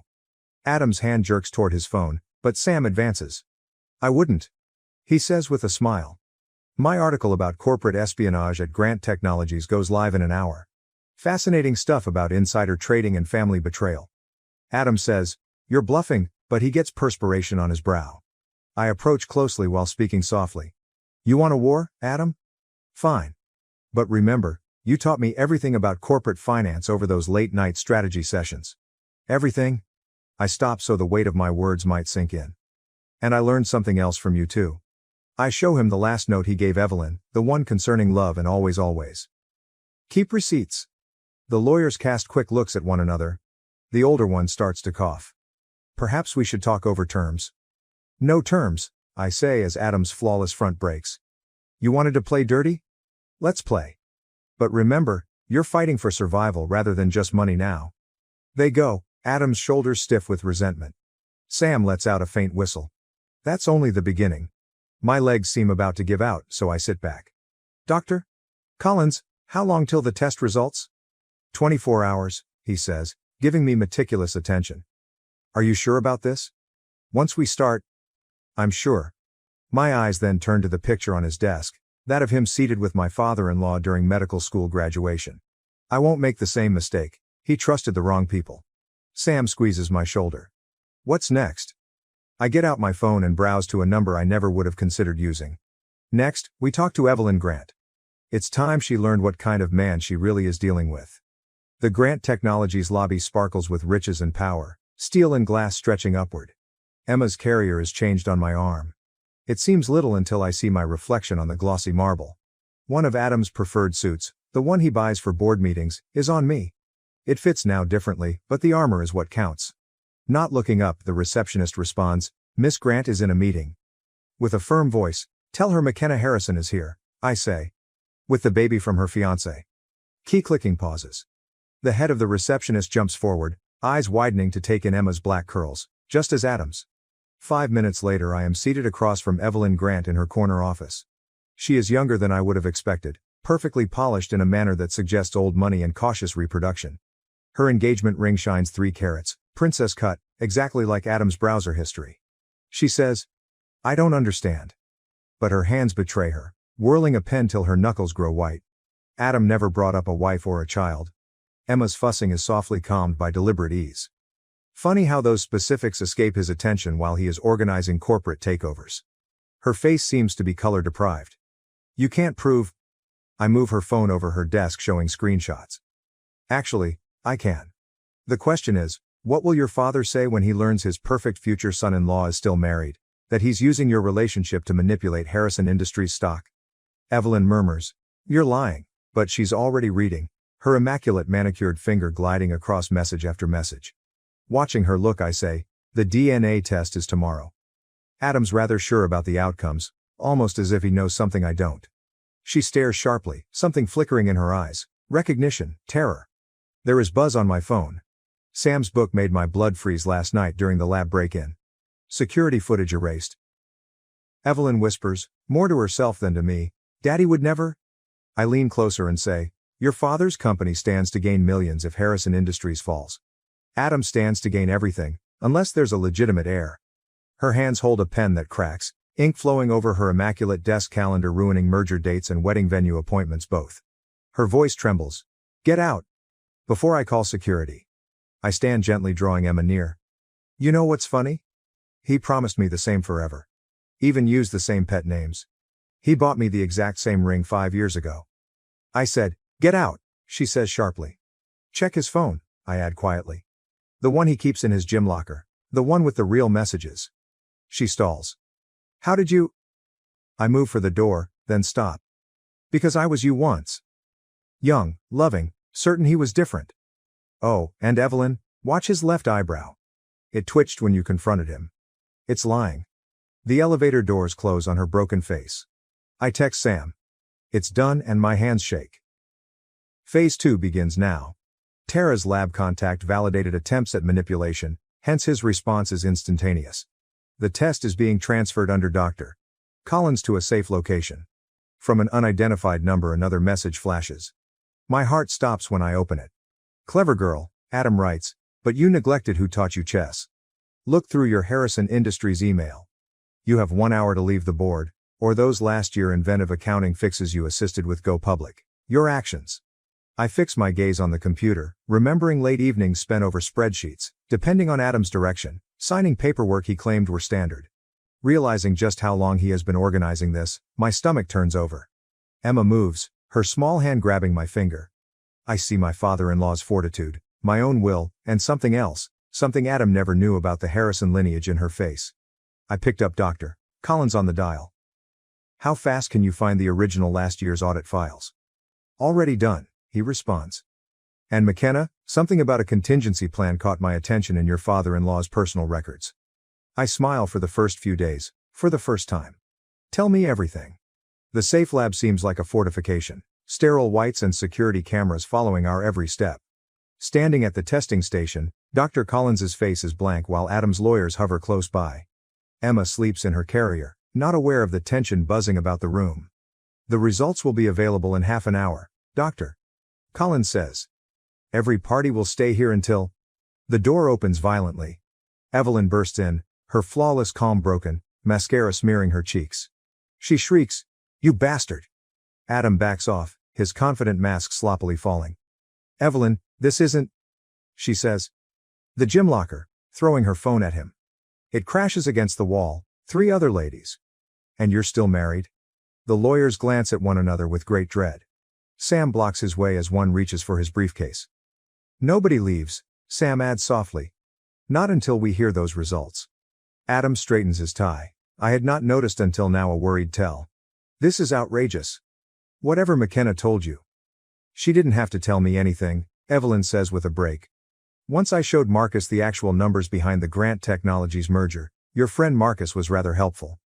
Adam's face starts to fade in color. "You did not." She says, "Daddy's on his way?" A sharp and cruel smile. "Using the SEC." My phone lets off vibrations. Tara sent a note. Security footage turned around. Suspect found in lab breaks-ins identified. I slipped the phone to Dr. Collins. He analyzes the picture then turns to look at Adam's younger attorney. The man breaks out in perspiration. "Interesting," Dr. Collins remarks, his tone frigid. "Indeed, quite fascinating." Adam's eyes darted among us. "Computing." I understand that look, the one he gets right before giving up a piece to save his game. "The accounting irregularities," Adam says sharply. "McKenna signed off on all of them. She's just as guilt-ridden." "Except from the contingency plan," I said, staring closely at his face. "The one my father-in-law left with Dr. Collins before he died." Adam locks. "What?" "He knew Adam," I say decisively. "About the embezzlement, about Grant Technologies. He documented everything, including your attempts to access Emma's trust fund before she was ever born." The older attorney clears his throat tensely.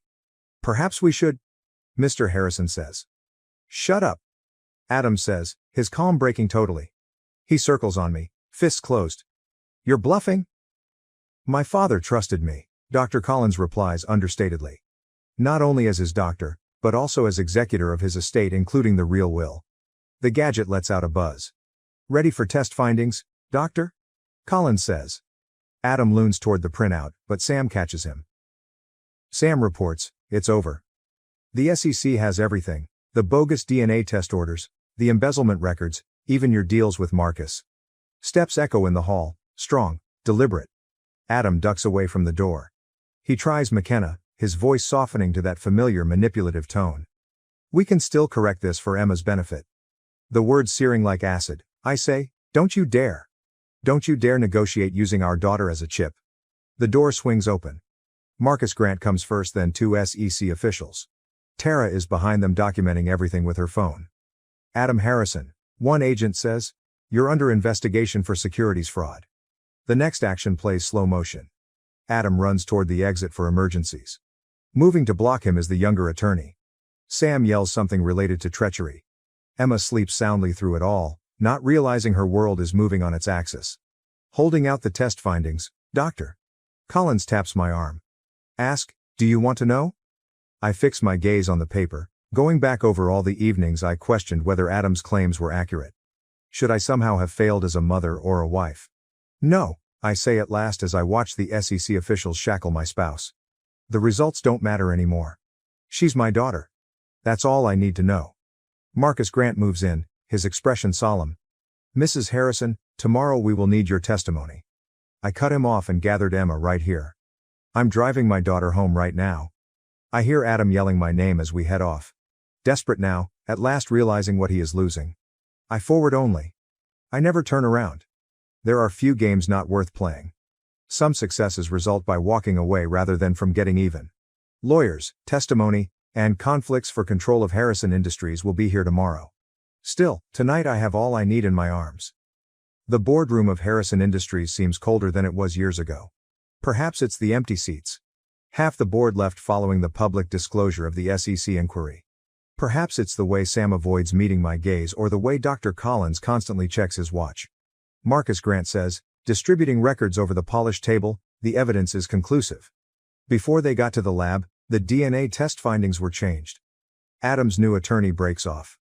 My client maintains that Mrs. Harrison was complicit in the financial irregularities. I say, the signatures on these documents were forged, but even to me my voice sounds empty. I never. Can you prove it? The attorney pulls more papers forward. Because these trading records show differently. Your personal account received substantial transfers during the period in question. Shaking hands, I identify the account numbers, our shared account. The one Adam insisted I cease tracking since he had it handled. Sam lets out a sudden stop. This is ridiculous. McKenna was on maternity leave when she approved these transactions? The attorney had a shark-like smile. The timestamps say differently. Dr. Collins starts to clear his throat. The contingency plan has been compromised, Marcus Grant says with stones. Someone accessed Richard Harrison's private files last night. Everything's gone. The room turns around. I hold the edge of the table and see the ground move beneath me. That's impossible. The security protocols? Were bypassed using your credentials. The attorney strikes nearly sympathetic notes. Along with some quite fascinating emails about offshore accounts. There is buzz on my phone. Tara is forwarding emergency updates. The company's stock is in free decline. Stories of fraud at various levels of Harrison Industries are running in news sources.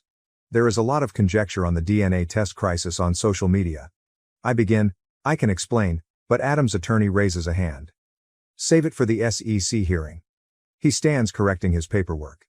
Considering the circumstances, the board has called for an emergency vote of no confidence in the meantime. You can't, I mumble, the word sloshy on my neck. This company was the work of life for my father-in-law. He trusted me. To trust Adam? The voice makes me shudder. Adam stands at the doorway, perfect even with his house arrest ankle monitor. Like I trusted you not to go behind my back to Evelyn. Don't you dare, he says, the board needs stability, casually dismissing me. Someone with clean hands to weather this storm. Fortunately, my agreement with the SEC includes full cooperation in exchange for a reduced sentence. The corrupted files, the falsified signatures, the painstakingly created paper trail pointing directly to me click together. I say, you're going to pin everything on me. The flavor of the revelation is like ashes. The scam, the cover-up, all of it. I advised Evelyn about the twitch of his left eyebrow. You did this to yourself, McKenna. If you'd only have gone along. Played along? I stand fast as my chair falls down. While you stole my daughter's inheritance? While you destroyed everything Richard built? His smile darkens to become harsh.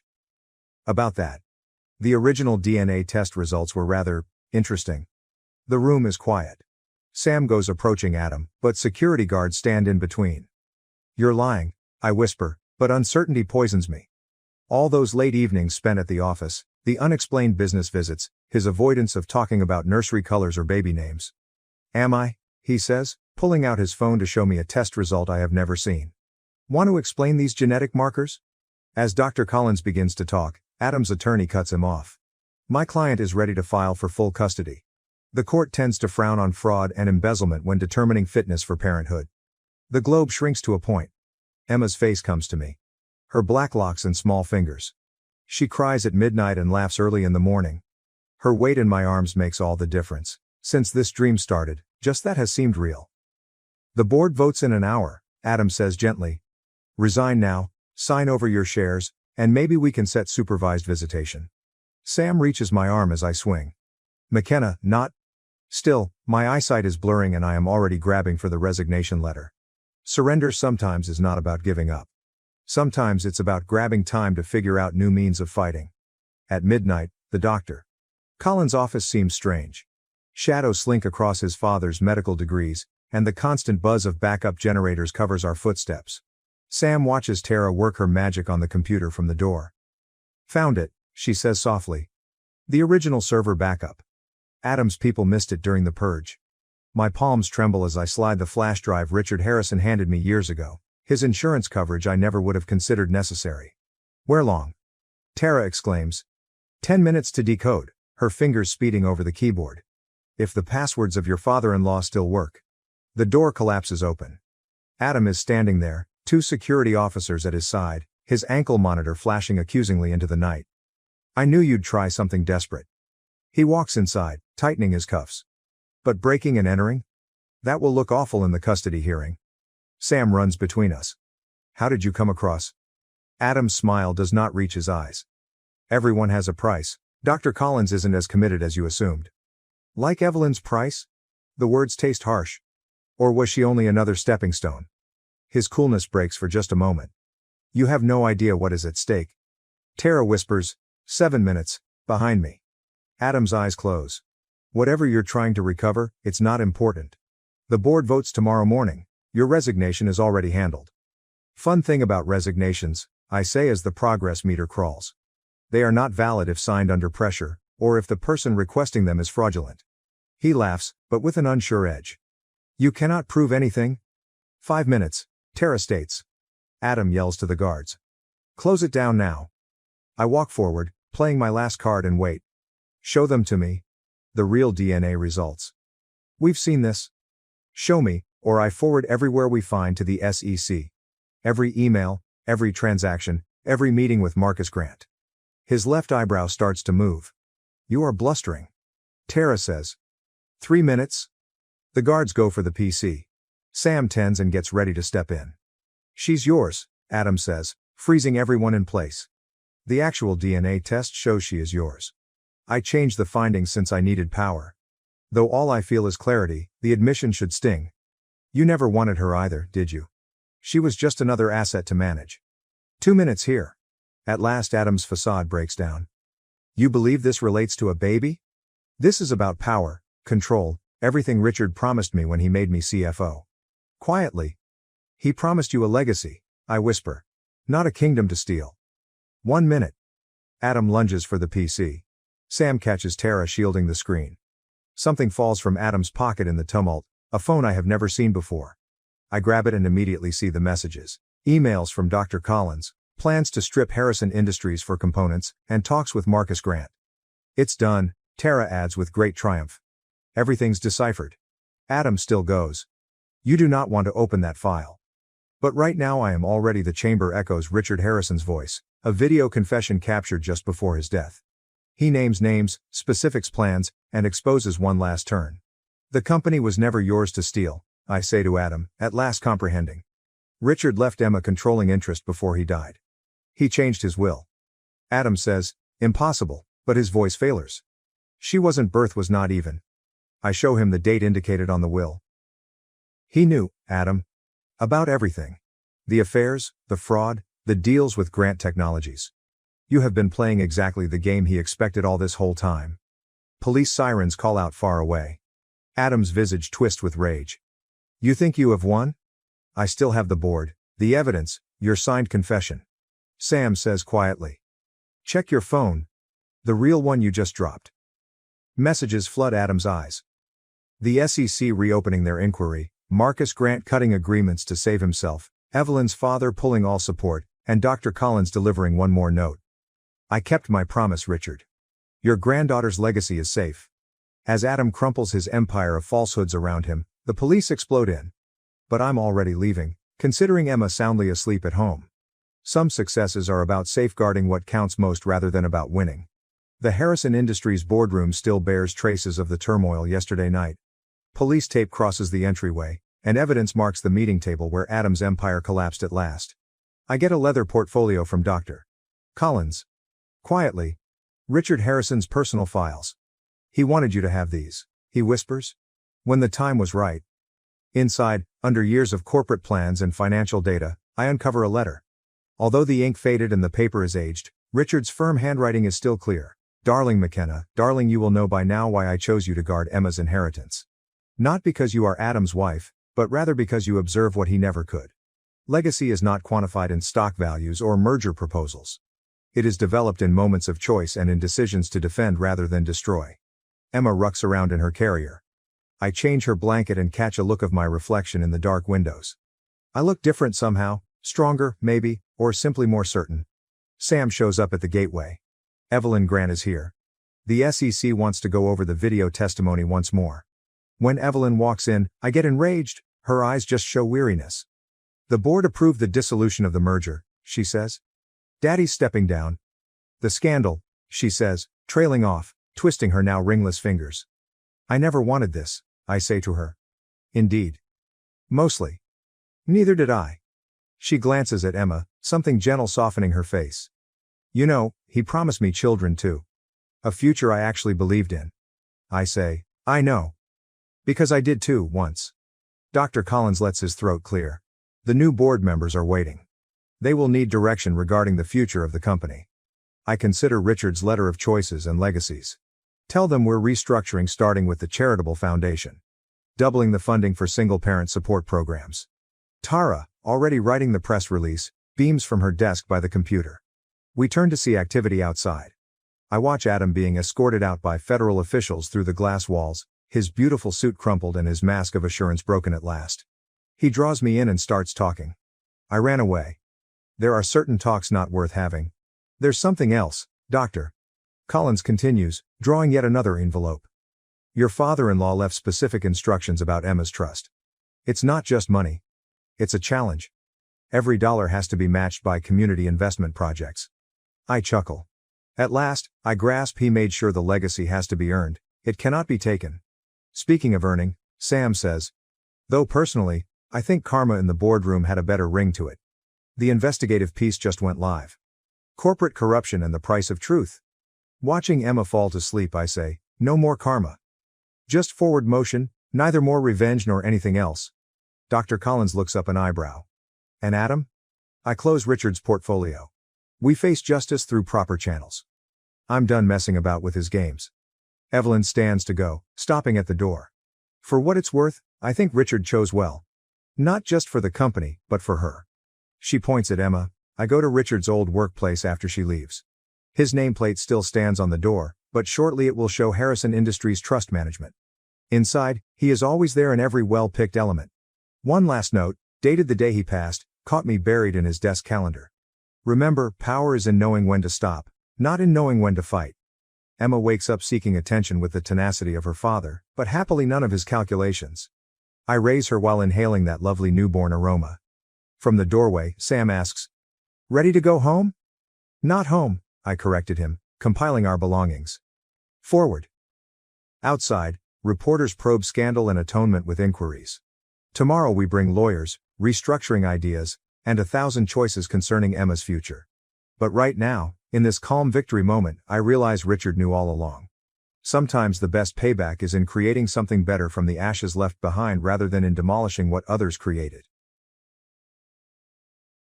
My parents skipped my graduation for my sister's party. AITA for cutting ties due to their neglect. Hello Reddit, I've been struggling for years with a family dilemma and I need your opinion. Hold on tight, because this is a lengthy and intricate tale. My upbringing was typical of a suburban American family, but with a twist. The golden child has always been my older sister. It was evident from the time of my birth that my parents had a favorite, and it wasn't me. They wanted my sister to be attractive, athletic, and vivacious, and she was all three. She had the ability to enchant everyone, including neighbors and new classmates, giving them the sense that she was the epitome of perfection. Then there was me. I wouldn't describe myself as typical, but in my parents' eyes, I might as well have been invisible in comparison to my sister. I was constantly failing. They prevented me from being who I am because they wanted me to appear and behave like her. I wasn't even allowed the luxury of attempting to find myself at a time when most children are having a hard time. Allow me to illustrate this with a few instances from our everyday life. My sister was always the main character in school plays when we were kids. Our parents would be in the spotlight, beaming with delight, and she would be given the lead part. I recall having a minor speaking role in the school play one year. I was ecstatic because I believed that this would be my opportunity to finally make them proud. However, my sister had a soccer match the night of the concert, so they were running late. They devoted the remainder of the evening to praising my sister's performance in her game, completely missing my contribution. The family pictures came next. We would take a family photo each year to use on our Christmas cards. With our parents' hands on her shoulders, my sister would always be the center of attention. Almost as an afterthought, I would be off to the side. I requested if I might stand in the center for once when I was around 12 years old. It hurt more than words can describe when my mother laughed it off and said, "Oh honey, your sister is taller. It just looks better this way." As the abandoned kid who lived in their sister's shadow, all I wanted as a child was the approval and attention of my parents. My day used to be brightened by the smallest hint of positive feedback from them.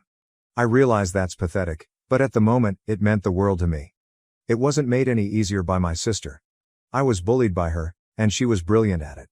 She would never stop telling me that I would never be able to live up to her standards and that our parents would never love me as much as they loved her. My self-esteem was influenced for years to come by everyday suffering. I have a clear memory of one occasion. I had just won a local writing competition at the age of 14. I was ecstatic, thinking, at last, I've accomplished something significant. My sister interrupted me at dinner to announce that she had been selected as the cheerleading squad's captain. Suddenly, my accomplishment was forgotten. My parents talked about how this would look fantastic on her college applications for the remainder of the evening. My victory in the event was never brought up again. The preference became much more obvious as we got older. Our parents purchased a brand new vehicle for my sister when she obtained her driver's license. 2 years later, when it was my turn, I was informed that if I needed to go someplace, I could borrow the old family minivan. Every time I attempted to bring up the obvious difference in treatment, I was told I was being jealous or overly sensitive. When I graduated from high school, that was the tipping point. I was able to graduate as valedictorian in spite of all the difficulties. I couldn't wait to tell my parents about it because it was the proudest time of my early life. As I delivered my speech, I pictured them grinning with pride, finally recognizing me for who I truly was. However, they failed to appear. It seems like my sister's celebration with her friends at our summer cottage was more significant than their younger daughter's high school graduation. They offered me a number of justifications, claiming that graduating from high school wasn't a huge issue. It meant everything to me. I had worked so hard for this moment, which I believed would finally bring them joy. The seats I had set up for the audience were empty, so I recall standing at the stage and looking around in the hopes of seeing their faces. As I spoke at the ceremony, my voice quivering a little, I understood that anything I accomplished would never be sufficient for them. Something inside of me broke that day. I made a choice that would alter my life's trajectory. I chose the college that was the furthest distant from my house. As far away from Ohio as possible, I applied to West Coast schools. My parents were taken aback when I told them I had decided to attend college after dinner one evening. They had presumed that I would attend the same public school where my sister had gone. "But that's so far away," objected my mother. "How will you manage on your own?" It was the first time I can recall them being concerned about me, although even then, there was some skepticism about my skills. College was enlightening. I was able to be myself for the first time in my life. My favorite subject was English, which I studied despite my parents' disapproval. My studies had been pushed to be practical, as they called it, like law or business. However, I refused to back down. I discovered how to live my life as I desired, ignoring their judgment. I really started to take off in college. I found my own strengths without having to constantly compare myself to my sister. I discovered that I had a knack for journalism after joining the campus newspaper. For the first time, I felt recognized and valued for my own abilities when my professors gave me positive feedback on my work. I also met my future husband while I was a college student. Instead of viewing me as someone's sister or daughter, he viewed me for who I was. We first connected in a literary class for general education. I volunteered to help him with an essay he was having trouble with. We spent hours discussing our lives, aspirations, and anxieties in addition to the assignment. For the first time, I felt like I was being heard. My pals weren't truly friends. Usually, they merely approached me to learn more about my sister. However, I discovered in college the importance of true friendships, love, and all of their facets. It wasn't because of or in spite of my family that I met friends who liked me for who I was. We would encourage one another through the stress of term papers and examinations, go on road trips during breaks, and stay up late studying together. I didn't bother phoning my family once I graduated, as I was surrounded by my friends and my future husband. I was correct when I said that they would come up with another reason to skip it. They failed to show up, claiming that my father was unable to postpone a business trip. However, it didn't hurt as much this time. I was surrounded by members of my chosen family who genuinely cared about my progress. I moved in with my now husband, who had secured a position at a tech firm, after graduating and obtained a job in marketing. All I ever heard from my parents when they called at this time was the news about my sister. I never had the stamina to tell them about my life, and they never bothered to inquire about me. Unless they were making negative comparisons to my sister, it seemed as though I didn't exist. One call stands out in my memory. About 6 months had passed since graduation. For someone just out of college, my promotion to junior manager was rather significant. I was thrilled and hoped that my folks would be pleased. I was excited to tell my mother the news when she called. "Oh, that's nice, dear. Did you hear your sister is expecting? We're going to be grandparents," she replied after a brief silence. My sister's pregnancy took up the remainder of the call. No one ever brought up my promotion again. As the years went by, my career took off. I rose through the ranks of the company, receiving honors and promotions, but my family didn't seem to care. My accomplishments were greeted with disdain, or worse, silence, while my sister's merest accomplishments were hailed as national feasts. I made an effort to stay in touch with my relatives. Yes, I did. I would occasionally fly back for Thanksgiving, send birthday cards, and make phone calls on holidays. However, each visit was identical. My sister and her expanding family would take center stage, and I would be relegated to the background. My parents hardly acknowledged me as they lavished affection on her kids, my niece and nephew. I remember one Thanksgiving in particular. I had taken a leave of absence from an important project at work and flown home. I hoped that things would be different this time. Without the typical drama, perhaps we could enjoy a pleasant family meal. How foolish I was. We talked about my sister's recent home improvement and her kids' academic success the whole evening. My father interrupted me in the middle of telling me about my recent promotion to senior manager to inquire about my sister's Christmas plans. My current spouse and I became engaged a few years later. Later that year, we were to get married. Surprisingly, my family expressed interest in the marriage when I told them. I dared to dream for a second that things could be turning around. However, when they learned that my fiancé came from a typical middle-class family instead of a wealthy one, their curiosity soon gave way to disappointment. They wanted me to marry into a family with great social standing, just like my sister did. "You know, your sister's husband is a surgeon, so there must be some good physicians or attorneys at your company." "But honey," my mother continued, her voice brimming with disappointment, "don't you think you could do better?" Their suggestion left me stunned. They were still unable to accept my decisions and see me for who I was after all these years. The final person to find out about my wedding was my sister, who never held back when voicing her dislike for both my fiancé and me. She always talked to me as if I were the dirt under her feet. However, I was insensitive to her reactions by that point because I had grown accustomed to it. She scoffed when I informed her about my fiancé's work and asked, "A marketing manager? I suppose that's nice. Not everyone can marry a doctor, after all." We proceeded with our wedding arrangements in spite of my family's response. With the assistance of my in-laws and friends, the wedding was organized. The parents I never had were my in-laws. I cried more than once because they loved me unconditionally and treated me like their own. They constantly promised me that they would support me because they were aware of my difficulties with my sister and parents. My future in-laws were kind, encouraging, and truly interested in my life, everything I could have ever hoped for in a parent. They celebrated by taking us out to dinner after I informed them of my promotion. They listened to my worries about the wedding and my family's response without passing judgment and provided consolation and guidance. One of the conversations I had with my future mother-in-law almost made me cry. I hesitated when we were discussing wedding invitations because they were from my family. She asked what was wrong after noticing my anxiety. She dropped the pen she was holding and took my hands in hers after I explained the circumstances. "Sweetheart," she declared, "family is more than blood. It's the people who love and support you, who celebrate your joys and comfort you in your sorrows. We may not have given birth to you, but you are our daughter in every way that matters." I couldn't adequately convey the significance of her words. For the first time, I felt like I belonged somewhere and that people loved and respected me for who I was, not how I compared to other people. Ultimately, My parents weren't happy with the way our wedding was organized. Only our closest friends and family were invited to the tiny, uncomplicated wedding. My fiancé and I both desired a simple wedding that would highlight and symbolize our relationship and love. However, my parents urged me to alter the specifics in order to accommodate a larger gathering with lavish decor.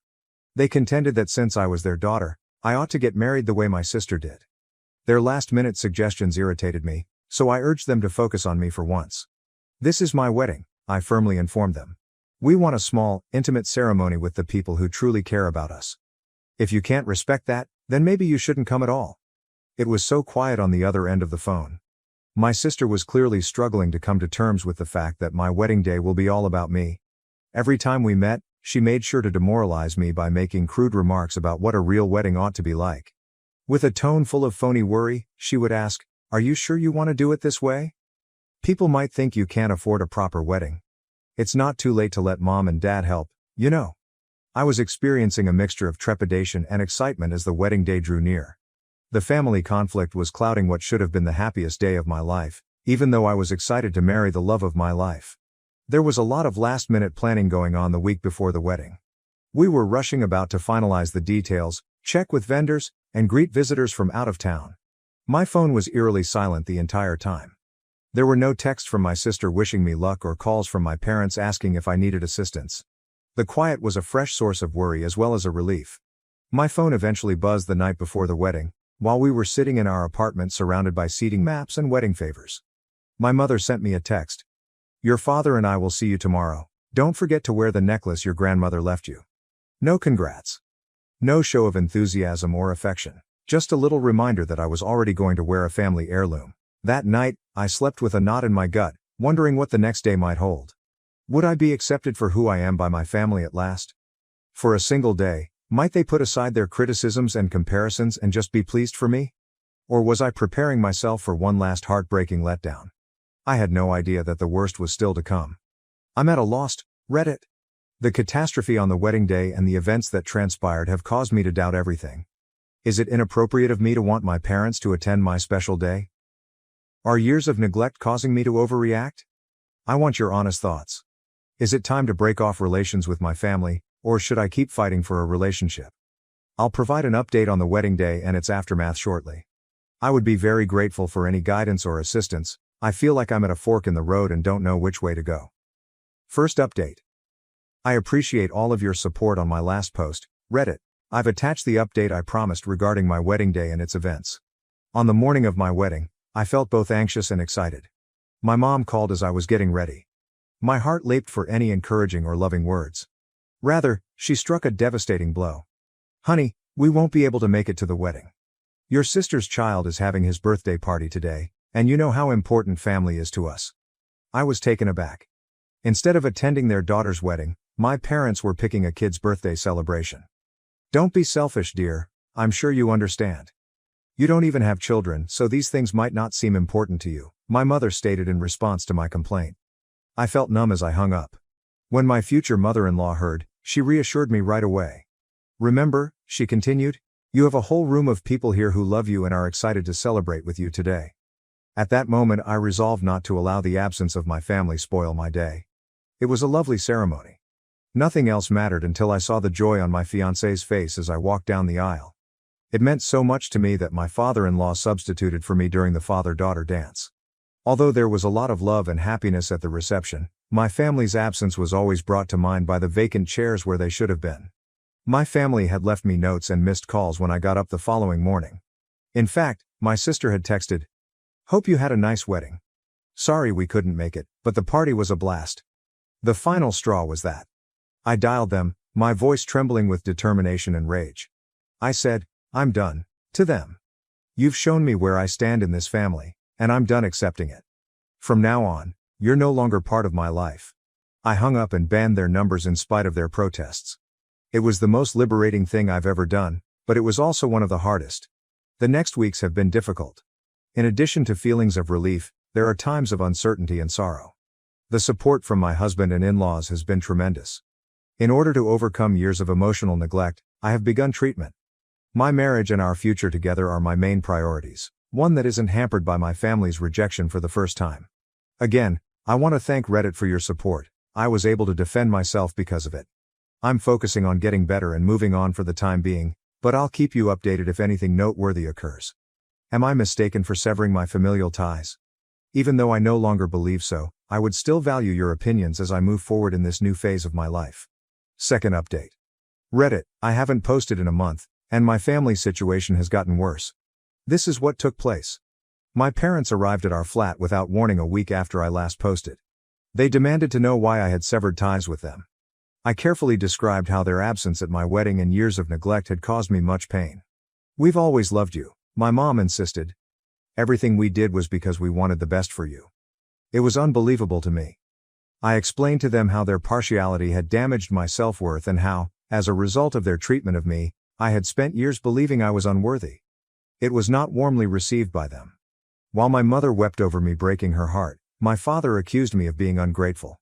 Fortunately, my in-laws showed up and requested that my parents vacate. When you're done with this tantrum, you know where to find us? My mother added as they departed. I was mistaken to believe that would be the end of it. I came across a social media post from my sister a few weeks later. Finally got my dream bike. Thanks, Mom and Dad, was the caption for a picture of her holding my old motorcycle. I was taken aback. I purchased that bike on my own after graduating from high school. I intended to bring it to my new residence following the wedding, therefore I had left it at my parents' house. My sister confirmed that our parents had given her the bike when I called her. My parents dismissed it when I brought it up, claiming that once I was married, I no longer needed it. My father told me, "Don't be selfish. Your sister needs it more than you do." That was the last straw. I threatened to take legal action if they didn't return the bike right away. They said I couldn't sue my parents, laughing. I answered, "Watch me," and hung up. My husband and I talked it over and ultimately agreed to get legal advice. She verified that we had a case. I owned the motorcycle, which I had paid for myself. We have formally demanded in writing that the motorcycle be returned. We're ready to go to court if that doesn't work. I never imagined that I would have to consider taking my own parents to court, yet here we are. Am I going too far by bringing up attorneys, Reddit? Is it right for me to hold my ground or should I let the motorcycle go for the sake of peace? As soon as my parents respond, I'll provide an update. I would be grateful for any guidance or assistance. All of this feels unreal, and I'm having a hard time figuring it out. I appreciate your support, everyone. You don't realize how much it matters. Third update. Hello Reddit, I'm back to provide the resolution to this family drama, which has been going on for approximately 3 months. I want to thank each and every one of you for your unwavering support during this challenging road. A lot has transpired. Let us start by discussing the motorcycle's legal status. My parents originally disregarded the formal letter we wrote requesting its back. They appeared to believe that we were threatening to file a lawsuit. My father finally answered the phone when our lawyer called to follow up, but he only did so to deny our accusations and threatened to disown me if we went any further. We made the decision to bring a civil lawsuit. Although it was a difficult choice, we believed that we had to defend our position. It was a weird day when we learned that the lawsuit had been filed. I never thought that my parents and I would be involved in a court case, but here we were. To our astonishment, my parents' attitude drastically altered once they recognized how serious we were. They wanted to talk things out and stay out of court all of a sudden. Their plan to sort things out, though, was to use guilt tripping to get me to dismiss the lawsuit. My father would alternate between being angry and trying to manipulate me by saying things like, "After all we've done for you, this is how you repay us." My mother called and sobbed about how I was destroying the family over a silly bike. I remained steadfast. I clarified that the issue was no longer simply about the motorcycle but also about limits, respect, and realizing that they had no right to give away my belongings. My parents eventually consented to return the motorcycle after realizing they would have to appear in court. Nonetheless, they demanded payment for my sister's gift from them. As long as I regained my property, I was okay with this. It was a stressful day when I went to pick up the motorcycle. Fortunately, my sister wasn't present, but my parents were aloof and unfriendly. My mother tried to guilt me one final time as I was getting ready to depart. "I hope you're happy now," she said. "You've gotten what you wanted, but at what cost?" After giving her a quick glance, I answered, "The cost of my self-respect and the realization that I deserve better treatment from my family." After that, I felt both sad and free as I went out on my bike. I've come to the conclusion that I need to take a total vacation from my family as a result of this event. I haven't made this decision lightly, but I think it's essential for my well-being and mental health. I've been negatively impacted by the years of favoritism toward my sister, the ongoing manipulation of my emotions, and the disdain for my accomplishments and sentiments. I've tried to gain their acceptance for far too long, only to be let down and hurt all the time. I've benefited greatly from my therapist's assistance in processing these emotions. She has taught me that putting my own health first, even if it means separating from toxic family members, is okay. She has also assisted me in identifying the emotional abuse patterns that I have accepted throughout the years. I've formally told my parents that I've decided to sever all contact. I wrote them a letter outlining my justifications and requesting that they honor my request to avoid communication. Their reaction was expected. A mix of fury, guilt-tripping, and attempts to downplay how I felt. However, I was able to ignore it for the first time. I've come to understand that my value is not determined by what they think of me. Naturally, my sister has sided with our parents. I've blocked her on all social media sites to stop her from spreading hateful remarks about ungrateful siblings and the importance of family. The upside is that this experience has strengthened my bonds with my husband and in-laws. They have provided me with constant love and support, making them my rock. In particular, my mother-in-law has been amazing. Whenever I needed a consoling embrace or a sympathetic ear, she was there. With the drama in my family no longer a burden, my husband and I have been concentrating on creating our life together. We've been discussing creating a family, and for the first time, I'm thrilled about the idea without having to worry about constantly being compared to others or living up to unrealistic expectations. I've also been putting a lot of effort into my hobbies and job. Painting has been immensely therapeutic and has helped me rediscover aspects of myself that I had repressed for years. I've always wanted to try painting but never did because my parents didn't think it was a useful skill. We've been hanging out a lot with friends who have grown to be like family. Being around by upbeat, encouraging people has completely changed the way I view the world. In retrospect, I can say that this entire experience has been both transforming and extremely painful. I've learned to prioritize my own well-being, set limits, and advocate for myself. I've come to understand that family is made up of those who love and support you without conditions, not just blood ties. I want to reassure those who may be in similar circumstances, it's acceptable to keep your distance from poisonous family members.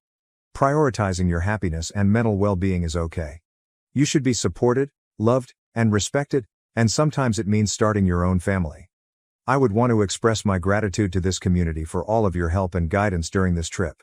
You have no idea how much your encouraging comments have meant to me.